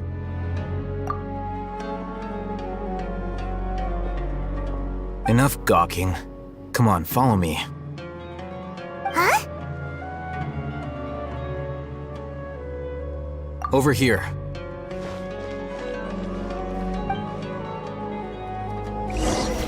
Oh, Hatham went that way! Let's hurry up and follow him. Wonder what he's up to.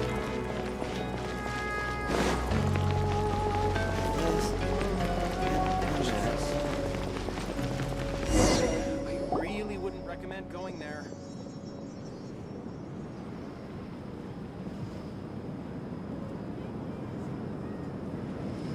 What the... Where did he go? How did we lose them? They were just here a second ago. More Eremite mercenaries? Who are they working for this time? Anyway, Traveler, it seems like we were being followed again. You were too careless. You should have noticed those hopeless amateurs trailing you a long time ago.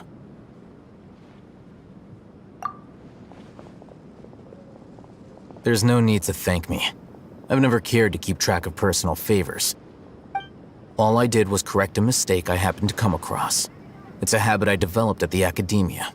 You really gave Paimon a scare, Al-Hatham. We never thought we'd run into you here. Last time we met at Port Ormos, didn't you say you were going back to the academia? Wait, don't tell Paimon that you're here to take us back on their orders! Oh, so you've already landed yourselves on the academia's hit list. I can't say that I didn't expect it. However, had I wished to turn you over to the academia, don't you think you'd already be the Eremites' honored guests by now? Oh, right. You do have a point. I have no interest in running errands for that project. As a scholar, I've always belonged to the camp that promotes researcher autonomy. And these days, you're more fascinating than anything the sages can offer.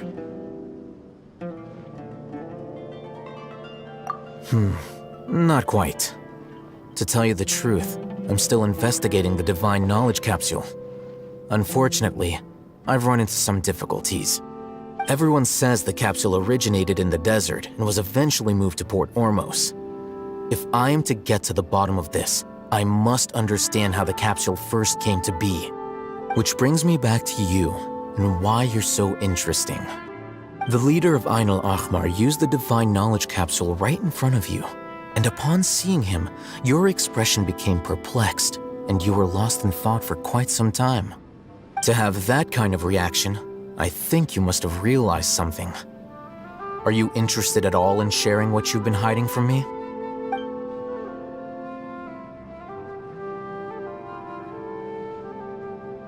Al-Hatham, you really have a ridiculous eye for detail. What kind of person even notices or remembers stuff like that? So that's your answer.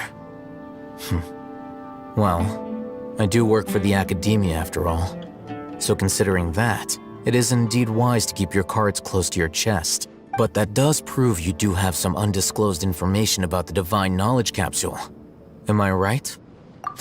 No matter. Rather than simply learning the answers from you, I'd still prefer to investigate on my own. Speaking of, you two are also headed to the desert? That's right! We have the same plan as you! But we don't really have any concrete goals at the moment. Then I'd suggest starting with Aru Village. It's the largest settlement in the desert, so it'll probably have more resources and intel than anywhere else. Well, would you like to head there together? It's always better with someone you know. Let's go!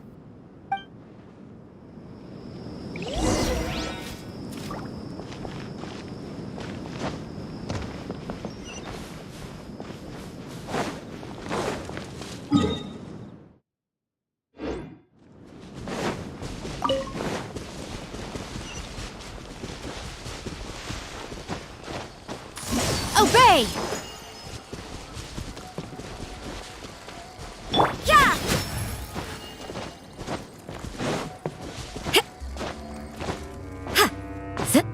You can't run!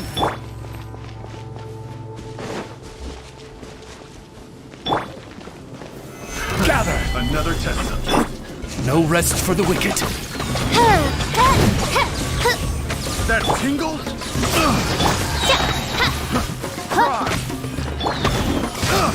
Judgment! I got counted. The hunter becomes the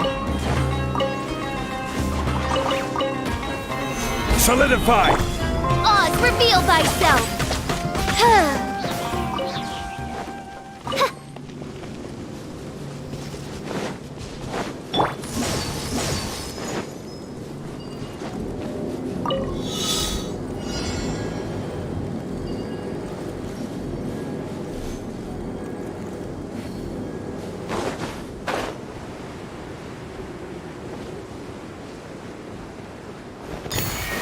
Manifest!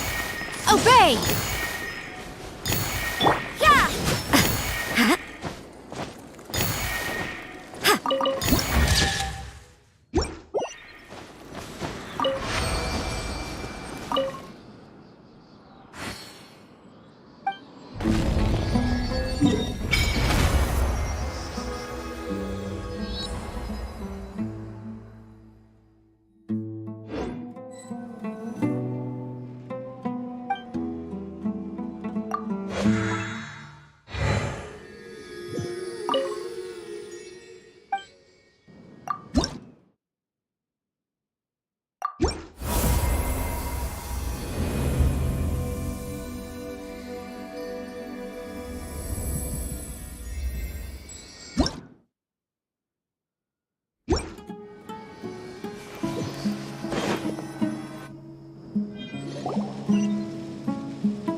Before us lies Aru Village, the safe haven of the desert folk. Whoa, this landscape is really something else. What a cool place! Let's go check it out!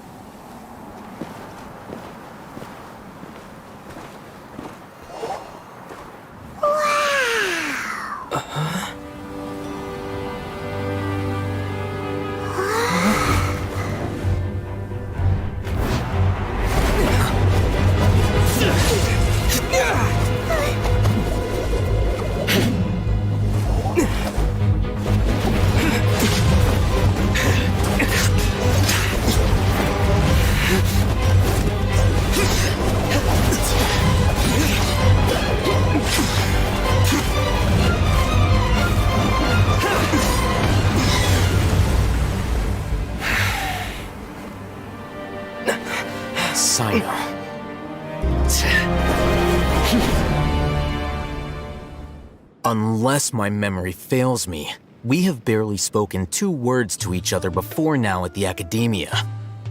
Would you care to enlighten me as to when and how I invited the General Mahamatra's wrath? Oh, Hatham. Do not think you can escape my judgment, just because you managed to escape my attack. Judgment? So that's how you'd characterize your actions here, is it? Or would elimination perhaps be a more accurate description? Had I used my full strength, not even this traveler would have been able to stop me. Though styled like an assassination, I sought only to ensure that my target would be unable to flee or resist. Standard practice for the Matra, as well you know. Seemed to me more like your own personal touch. Who is that, Al-Hatham? Did you call him General Mahamatra? Yes. General Mahamatra Sino, head of all the Matra at the Academia. He's a formidable hunter, and the ultimate nightmare for any who have committed academic crimes. You seem to have placed a lot of trust in Alhaitham, to the point of blocking an attack for him. If I were you, I'd never choose to side with him. I wouldn't believe a single word that comes out of his mouth. I have been pursuing this scribe for a long time. I urge you, stand back and do not seek to defend him any longer. Otherwise, there will be consequences. Has Alhaitham done something wrong? Paimon doesn't think he's as bad as you've made him out to be. I won't waste my breath explaining things. Alhaitham, I saw it during our fight. Take it out. The divine knowledge capsule you're hiding on your person. Unless you want me to retrieve it for myself. Very perceptive of you. Nothing escapes Amatra's senses. Wait, the divine knowledge capsule? Didn't it fall into the Matra's hands in Port Ormos? No wonder you speak with such confidence, Sino. But I must admit, I'm very curious. What does this capsule mean to you? And why, as General Mahamatra of the Academia, are you all alone in the desert? As far as I'm aware, the other Matra have been speculating about your disappearance. Have you been given a mission that's, let's say, morally dubious? If I was the real target of your mission, what was stopping you from simply using your authority and resources to judge me within the walls of the Academia? I should have known you'd be difficult to deal with. You two! Ugh! What you would do, Traveler? Paimon feels like we can't trust either of them! Ahem. Well, look at you two, acting all tough and self-righteous over there. Wait, Dia?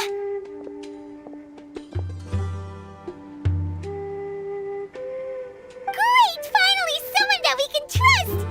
You gotta help us out here, otherwise these two are gonna start fighting again! Yeah, sure looks that way. Two giants from the Academia duking it out once and for all. Not something you get to see every day, that's for sure. Listen, I know you academic types love to fill up your big brains with self-righteous morality and lord your empty rules and virtues over each other. But how dare you bring your petty disputes into the safe haven of Aru Village? It seems like someone's gonna have to beat some sense into your thick skulls until you finally learn to respect these grounds.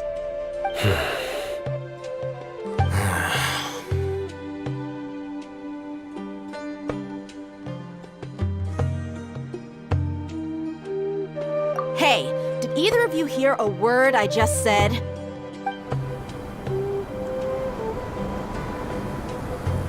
Whoa, what's going on? The wind's so strong! Is this a sandstorm? Paimon's gonna get blown away! Another sandstorm? What's up with these recently? Hey! All of you, over here, quickly! We have to take cover! Someone's calling for us! Oh, this wind is too strong! Let's get over there! That sounded like Candace. Come on, you two. Jeez, are all of you Academia folks such hard work? Move it! All right, stop yelling.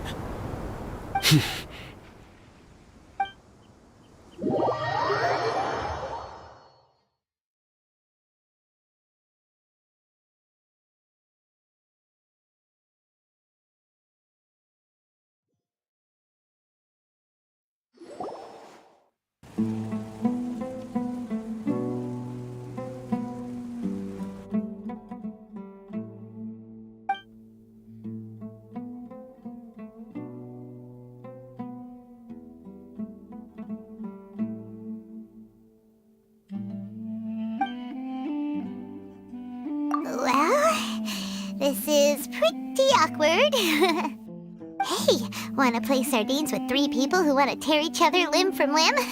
Sure, why not? Sounds fun. The air is so thick and heavy. Paimon can hardly keep floating anymore. My sincere apologies, everyone. This is the home of our village chief. I will have to ask you to make do with this small room until the sandstorm dies down. Please, let me introduce myself. I am Candace, protector of Aru Village. I Our savior has come at last! Nice to meet you, Candace. The name's Paimon. Thank you so much for helping us. There's no need to thank me. It's only right to help each other when the weather gets rough. Wow, she's so gentle and caring, like a nice older sister. Unlike those guys over there. All right. Now that we're all better acquainted, we should return to the topic at hand. As a guardian charged with the responsibility to protect my fellow villagers from harm, I was observing your conflict from afar, even before the sandstorm started. And now that you have set foot within our village itself, it is all the more my responsibility to make absolutely sure that you pose no threat whatsoever to us. So please, have an honest and sincere conversation with one another, and put your hostile feelings to rest. If anyone dares to start anything again while they are under this roof, I will not hesitate to send them out for some quality time with the creatures of the sandstorm. Oh, on second thought, Paimon may have misjudged Candace's character. And that goes for you too, Miss Dia. Do I make myself clear? All right, we got it, Candace. That's what I like to hear. So, which of you will begin? I was supposed to be a mediator, but I might have gotten a little too involved just now. Anyway, one of those two should probably start talking. Wait, that was you trying to be a mediator? I have nothing to hide, so there's no shame in explaining myself. While Al-Haytham wasn't wrong about the other Matra not knowing my whereabouts, it's not because I've been assigned a morally dubious mission. Rather, I've chosen to exile myself. Huh? Exile yourself? A little while ago, I discovered that there was data missing in the Academia's project planning and development files. What little they did report clearly did not match the project's actual progress. As General Mahamatra, I had the responsibility and authority to request an audit. However, to my surprise, the person responsible for the erroneous data was none other than Grand Sage Azar himself.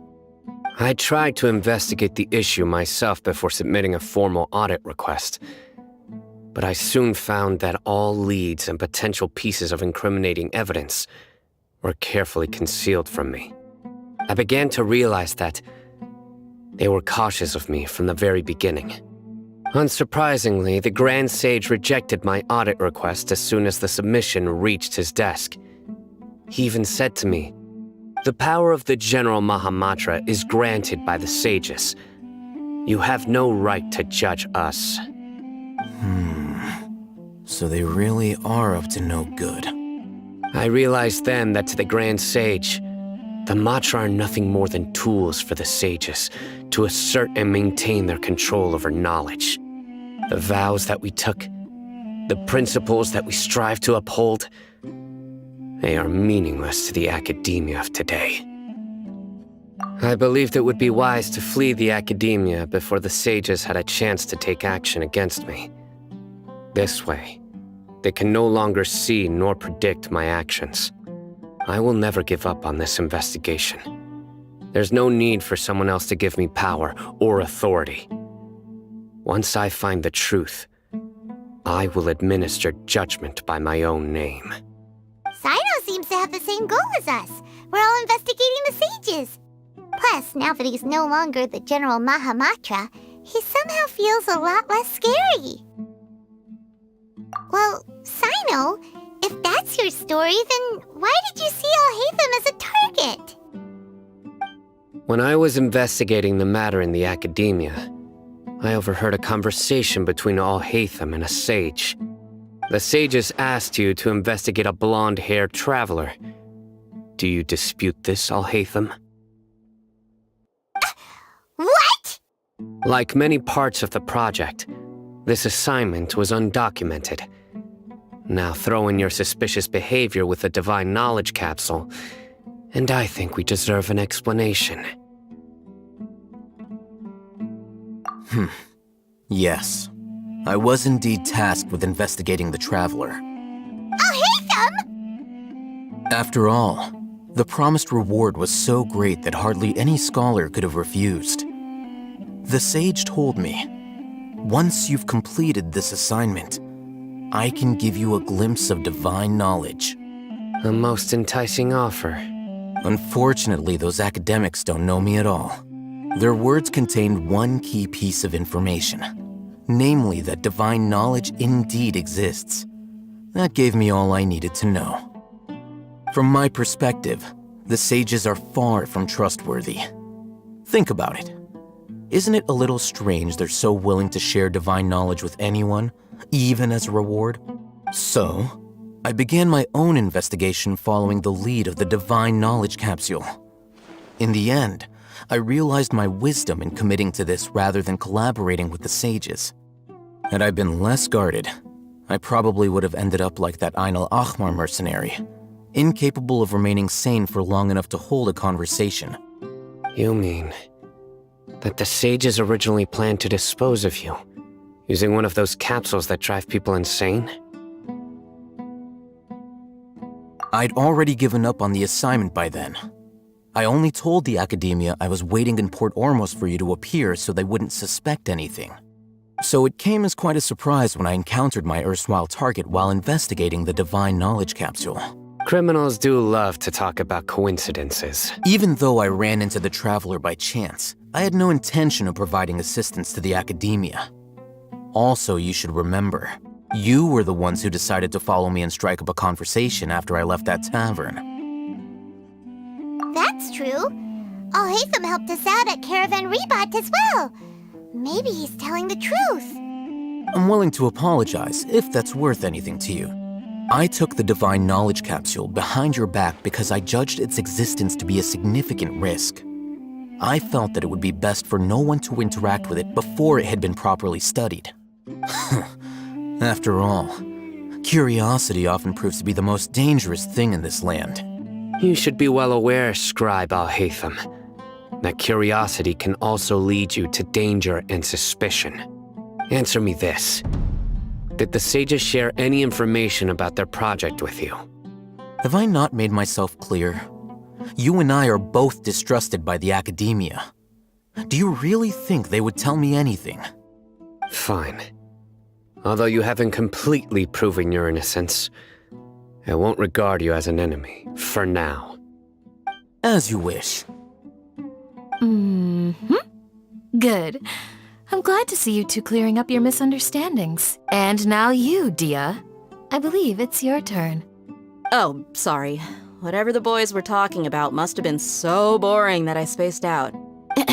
My situation is pretty straightforward. My employer, Dunyarzad of the Homayani family, is friends with the Traveler and is currently recovering from her illness at home. I had nothing going on, so I decided to return to Aru village for a visit. I was actually looking forward to a pretty exciting time getting back together with everyone here. But then I saw these two random guys in the middle of a pointless argument. It ticked me off, and things went downhill from there. Is that all? Well, I will admit that definitely sounds like your style.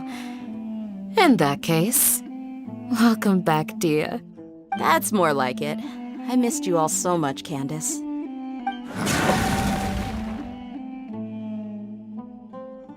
Whoa! What was that sound? No need to worry. Now that you're no longer at each other's throats, please make yourselves at home. I'll take a quick trip outside to clear out some of those creatures in the sandstorm. Creatures? In the sandstorm? Are you sure you don't want some backup? Fighting in a sandstorm is not for the faint-hearted. Anyone without extensive training in these conditions is at a disadvantage. You needn't worry. Yeah, just leave him to Candace. Don't worry, she's as tough as they come.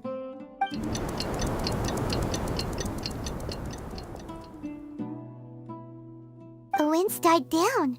That means the sandstorm's over, right? Candace still isn't back yet, though. Is she alright?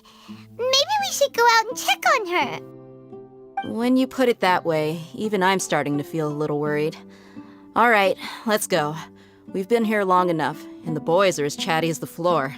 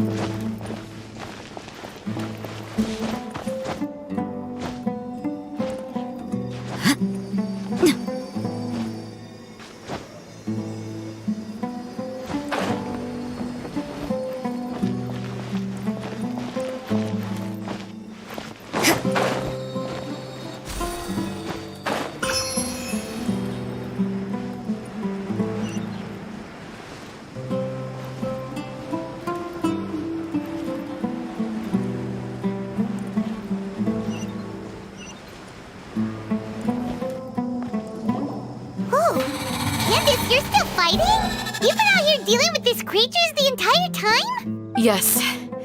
They just keep coming in waves. I've lost count of how many I've defeated. Before I realized it, even the sandstorm had stopped. Ah! Here comes another wave! Leave this round to us. I got interrupted earlier, but now I have something to take my anger out on.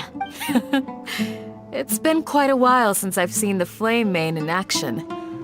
I'll leave these to you then. I'll be sure to put on a good show. Let's go!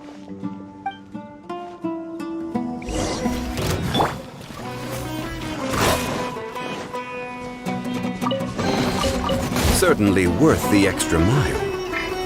Gather! My will embodied! Judgment! Yeah! Shiver! Wings of darkness! Here comes another wave! When are they ever gonna let up?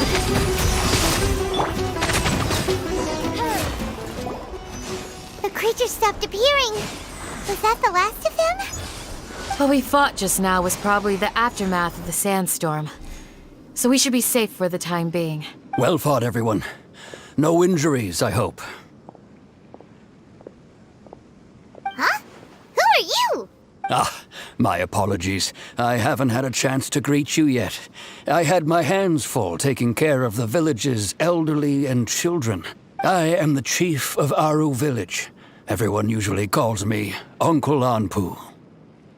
Sir, I am also originally from the desert, but I have not been back for some time now. May I ask if such sandstorms are common? I can't say they've always been common, but recently the storms have become increasingly severe and frequent. Besides sandstorms, we also occasionally get earthquakes. According to an investigator who stayed in the village a while ago, these unusual natural phenomena are related to the withering of Irminsul. Another effect of Irminsul's withering.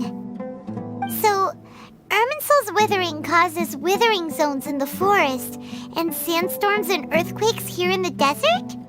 Everything in the natural world is inextricably connected to Irminsul. These regional symptoms can indeed be a reflection of Irminsul's present state. Everyone in Aru Village needs to take good care of themselves. Speaking of which, why haven't I seen a single village keeper since I got here? Village keeper? Who are they? Village guards like Candace?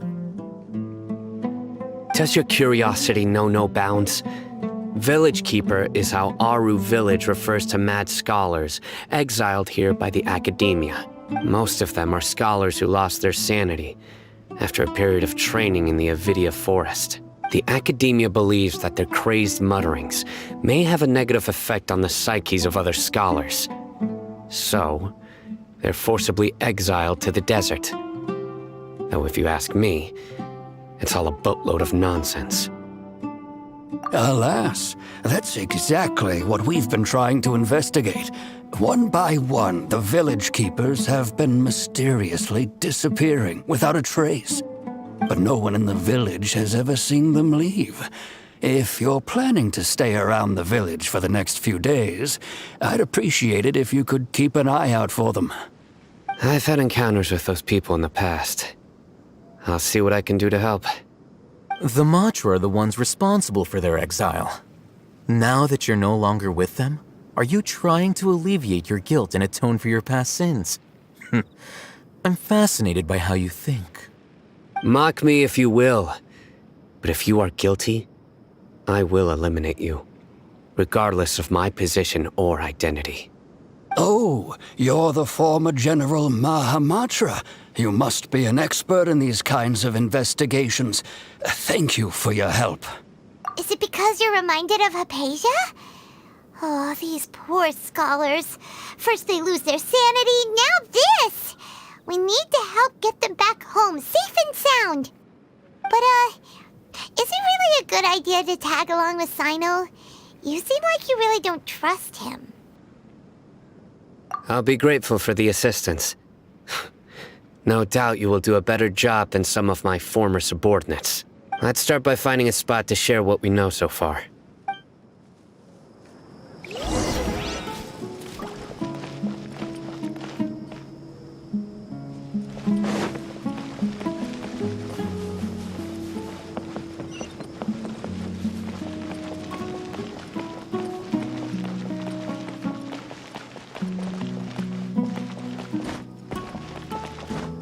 Unleash! Manifest!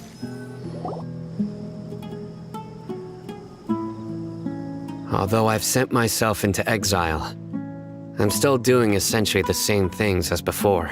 Do you still have any questions for me before we start our investigation? One of my former subordinates told me that this title has its origins in a strange incident. The Academia has long exiled mad scholars to Aru Village. A mysterious phenomenon exists here. When mad scholars first arrive, they are as incoherent and deranged as before. But after spending some time here, they invariably begin to calm down. Initially, the people of Aru Village greatly resented having to take in the mad scholars. But a strange incident one night changed that. Aru Village was struck by the strongest earthquake in living memory. Seeing buildings on the verge of collapse all around him, the then chief of the village was preparing to take everyone to safety.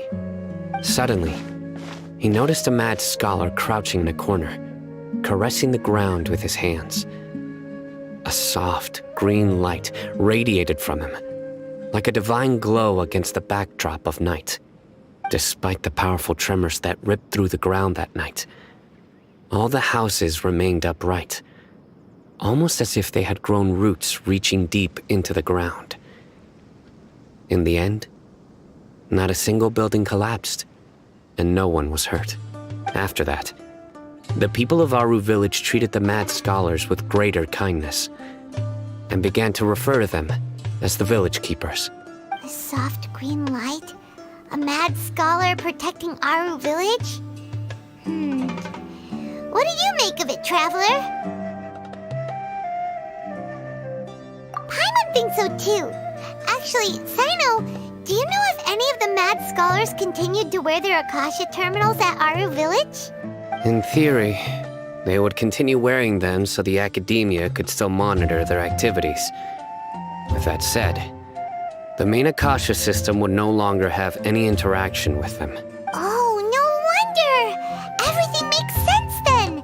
Add in the fact that they calmed down, it was probably Nahida who calmed them. If you are able to draw a conclusion from this one story alone, then it appears you possess much more information than I do. So, what do you make of the story?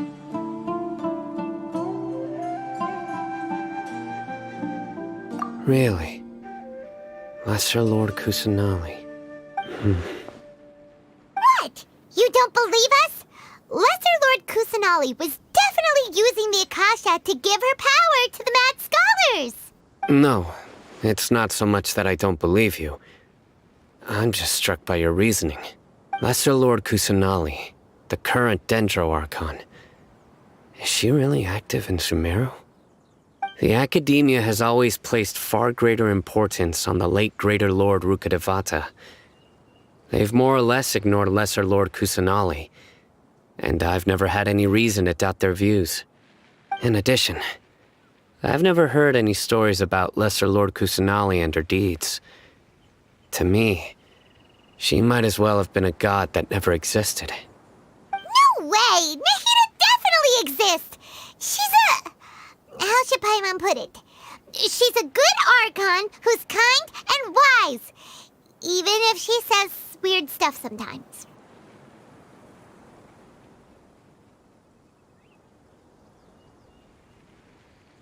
I've spent many years interrogating criminals, so I can easily tell when someone is lying. Good! Then you should know that we're telling the truth! That look in your eyes. I've never seen that from a liar. You two really must have met Lesser Lord Kusanali. How can this be? To think, Our Archon has been amongst us this entire time. Alright, now it's our turn to put our skills to good use for this investigation. But easier said than done, especially since we don't have any leads. Maybe we can start by knocking on some doors. Excuse me, are you here to help me find my grandpa? Huh? Who are you? By the sounds of it, a resident of this village. My name is Isak. You'll help me find my grandpa, right? Is your grandpa a mad scholar? Hey, don't say that. Grandpa is just Grandpa. Why do you have to call him that? It's not like he's a bad person or anything.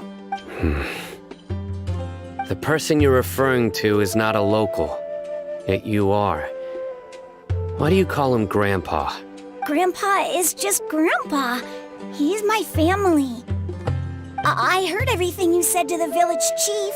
Please, you gotta take me with you. I want to find my grandpa. I swear I'll help. I won't be a nuisance.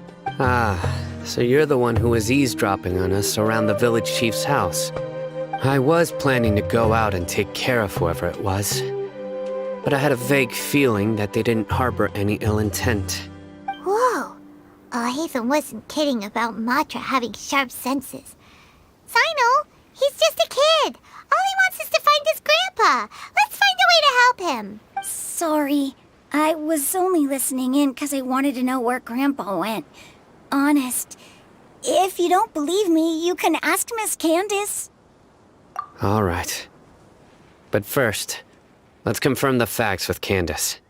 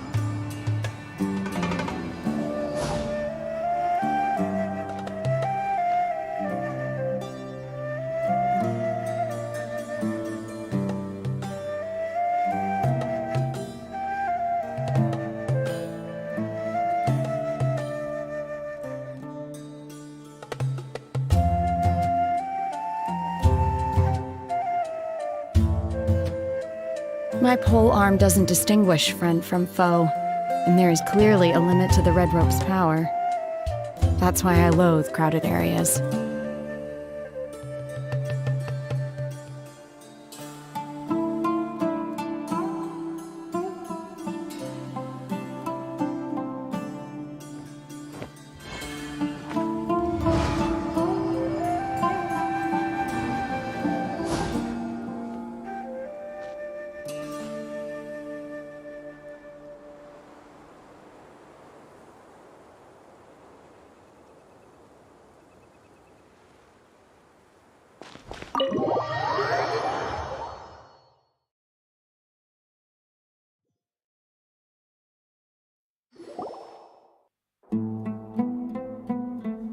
Sino is super vigilant. Is this what all the Matra are like? Ah, you're back already. We just wanted to confirm something with you. Do you know a boy by the name of Isak? I had a feeling he'd go looking for you. Huh? You knew this would happen? Yes. Although he tried his best to stay hidden, I still noticed him eavesdropping outside the window. He really wants to get his grandfather back. Isak's parents were both Aramite mercenaries who rarely returned to the village after finding employment in the city. He was raised by his grandfather. Unfortunately, it was only a few years before his grandpa passed away. Isak was still very young at the time, so various families in the village took turns caring for him so he could survive. Later, an elderly mad scholar arrived at the village. Isak thought the scholar bore a striking resemblance to his grandfather, and thus often spied on the man. However, the scholar was unkempt in appearance and incoherent in speech.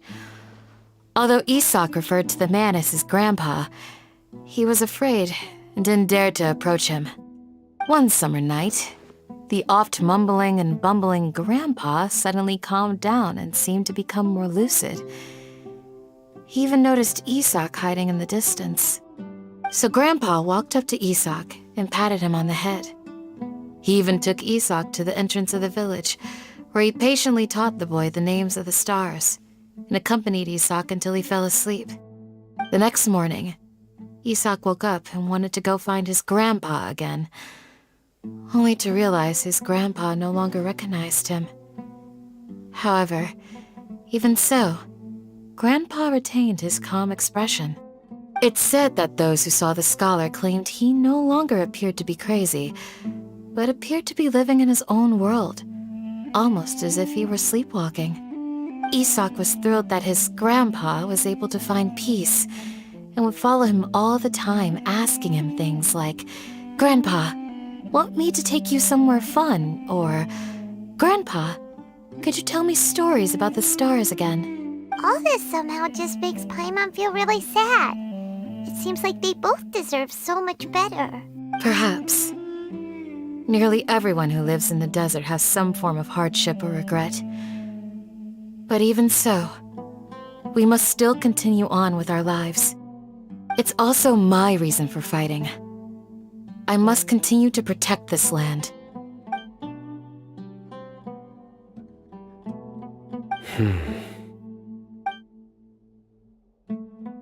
Maybe the people have always had a considerate god watching over them. Huh? What did you say, Sino? No, nothing. As long as Isak keeps his word and doesn't get in our way, we can take him along. Perhaps you are more compassionate than I gave you credit for. Please accept my thanks on Isak's behalf, Sino.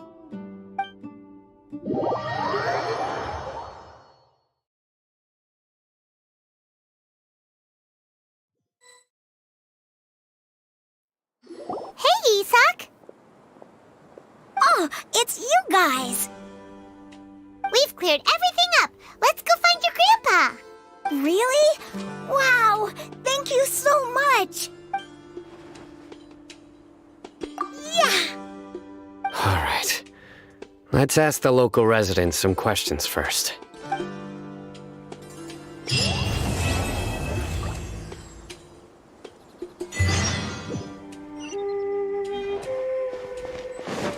Obey!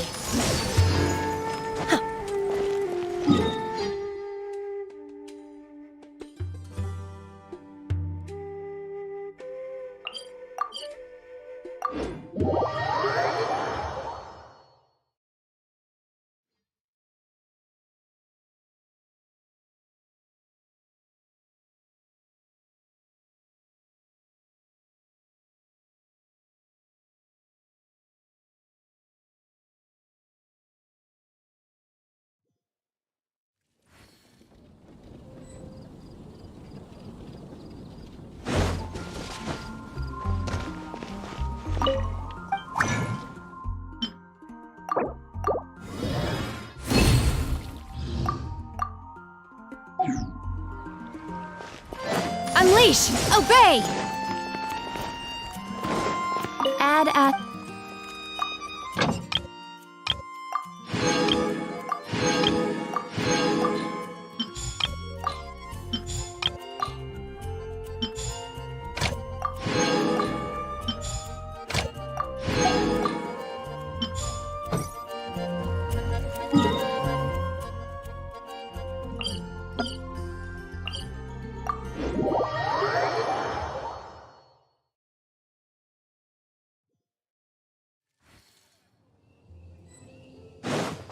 Unleash!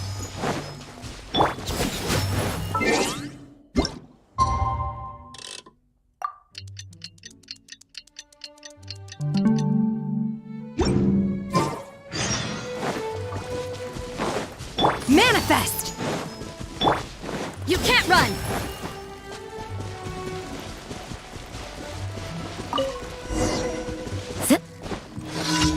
Huh?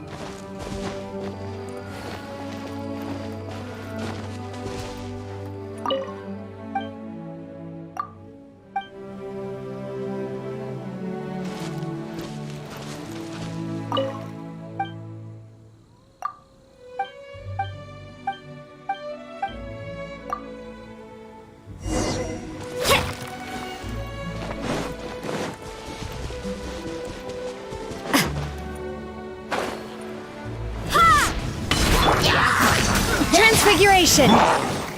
I summon! Stabilize! No rest for the wicked.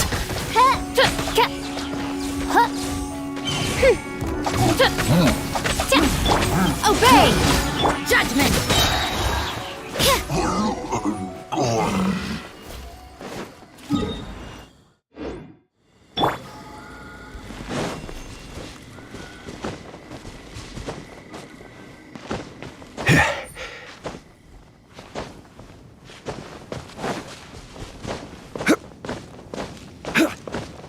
Manifest! Obey!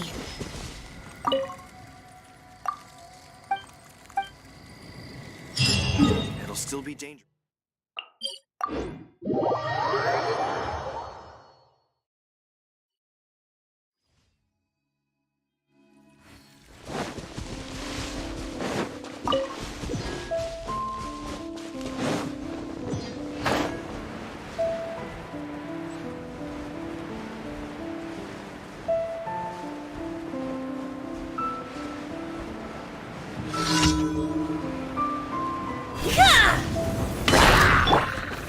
Solidify! Lights out!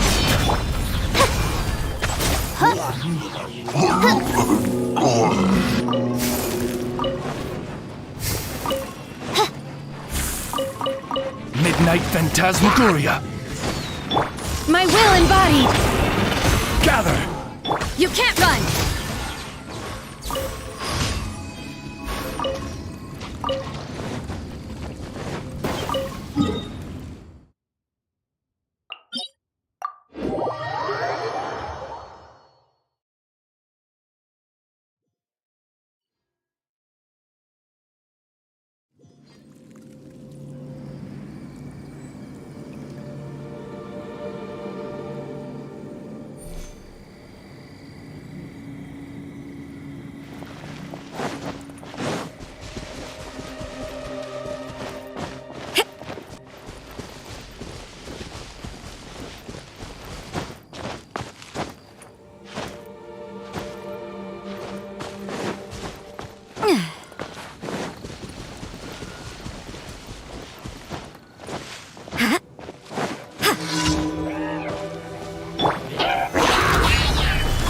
Order guide you. By ordinance divine, take your true form! Shiver! Judgment!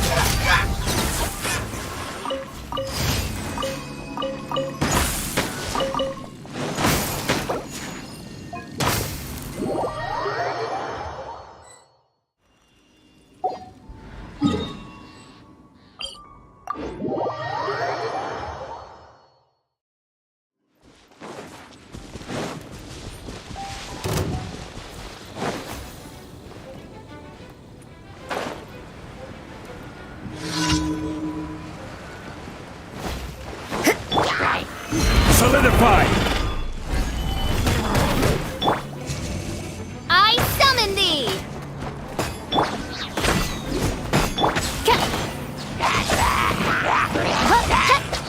No rest for the wicked.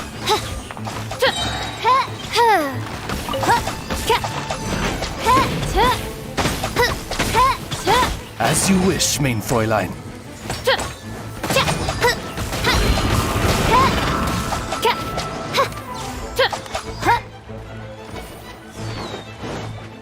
I summon thee!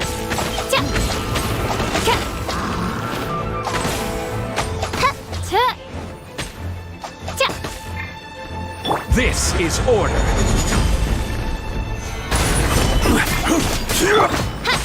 With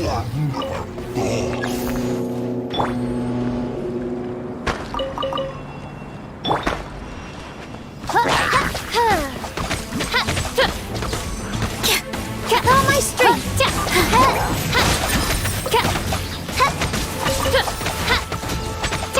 By royal decree!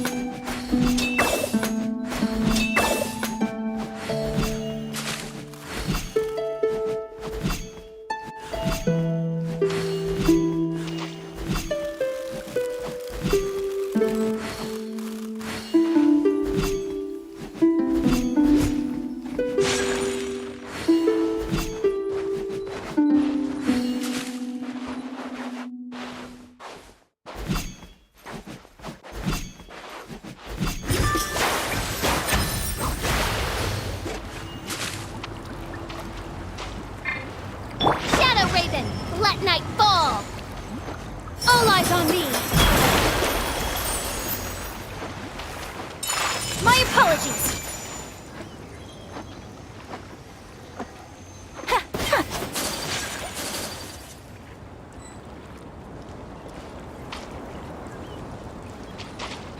Hold the line! Take flight.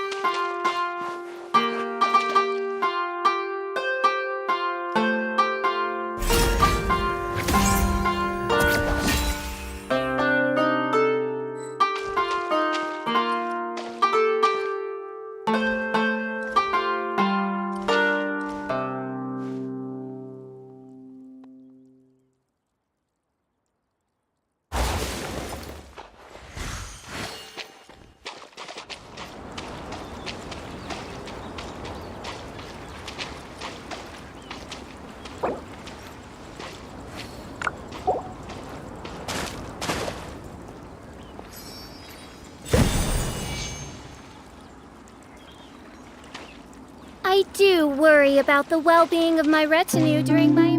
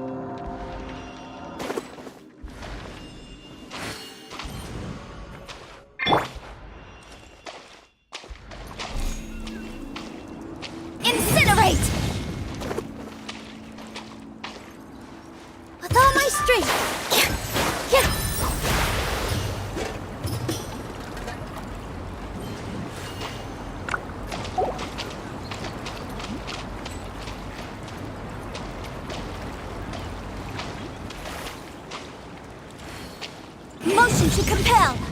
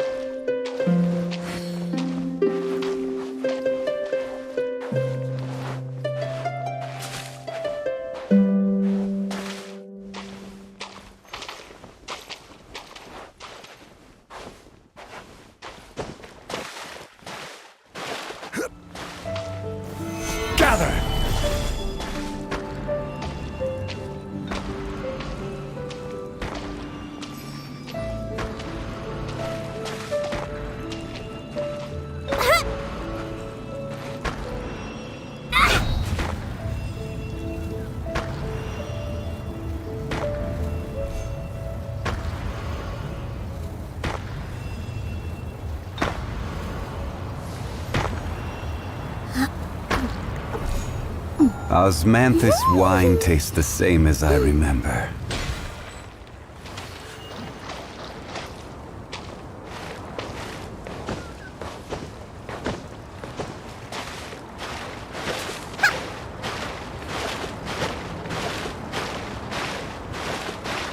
Relaxing days like this are nice. Let's take it easy. Stabilize!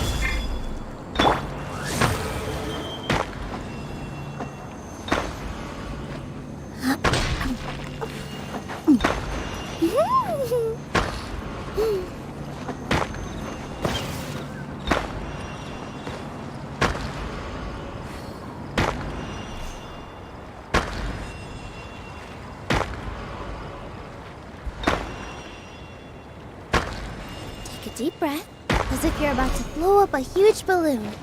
Exhale all your sleepiness into it, and then, poof! It's now flying away. Ha!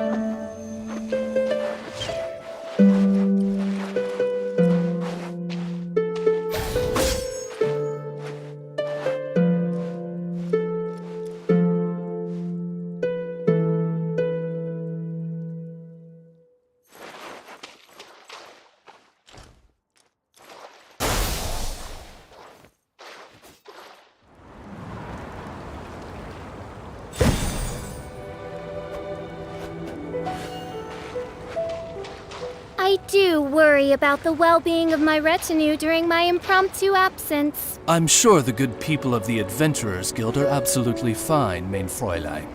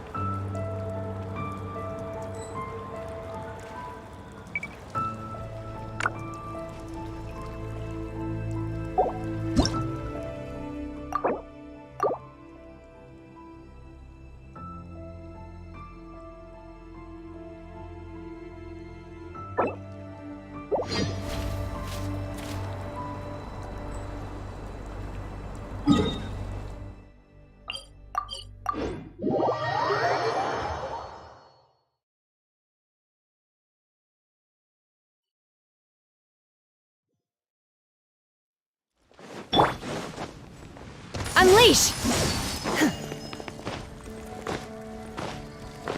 Ad Astra. Thank you for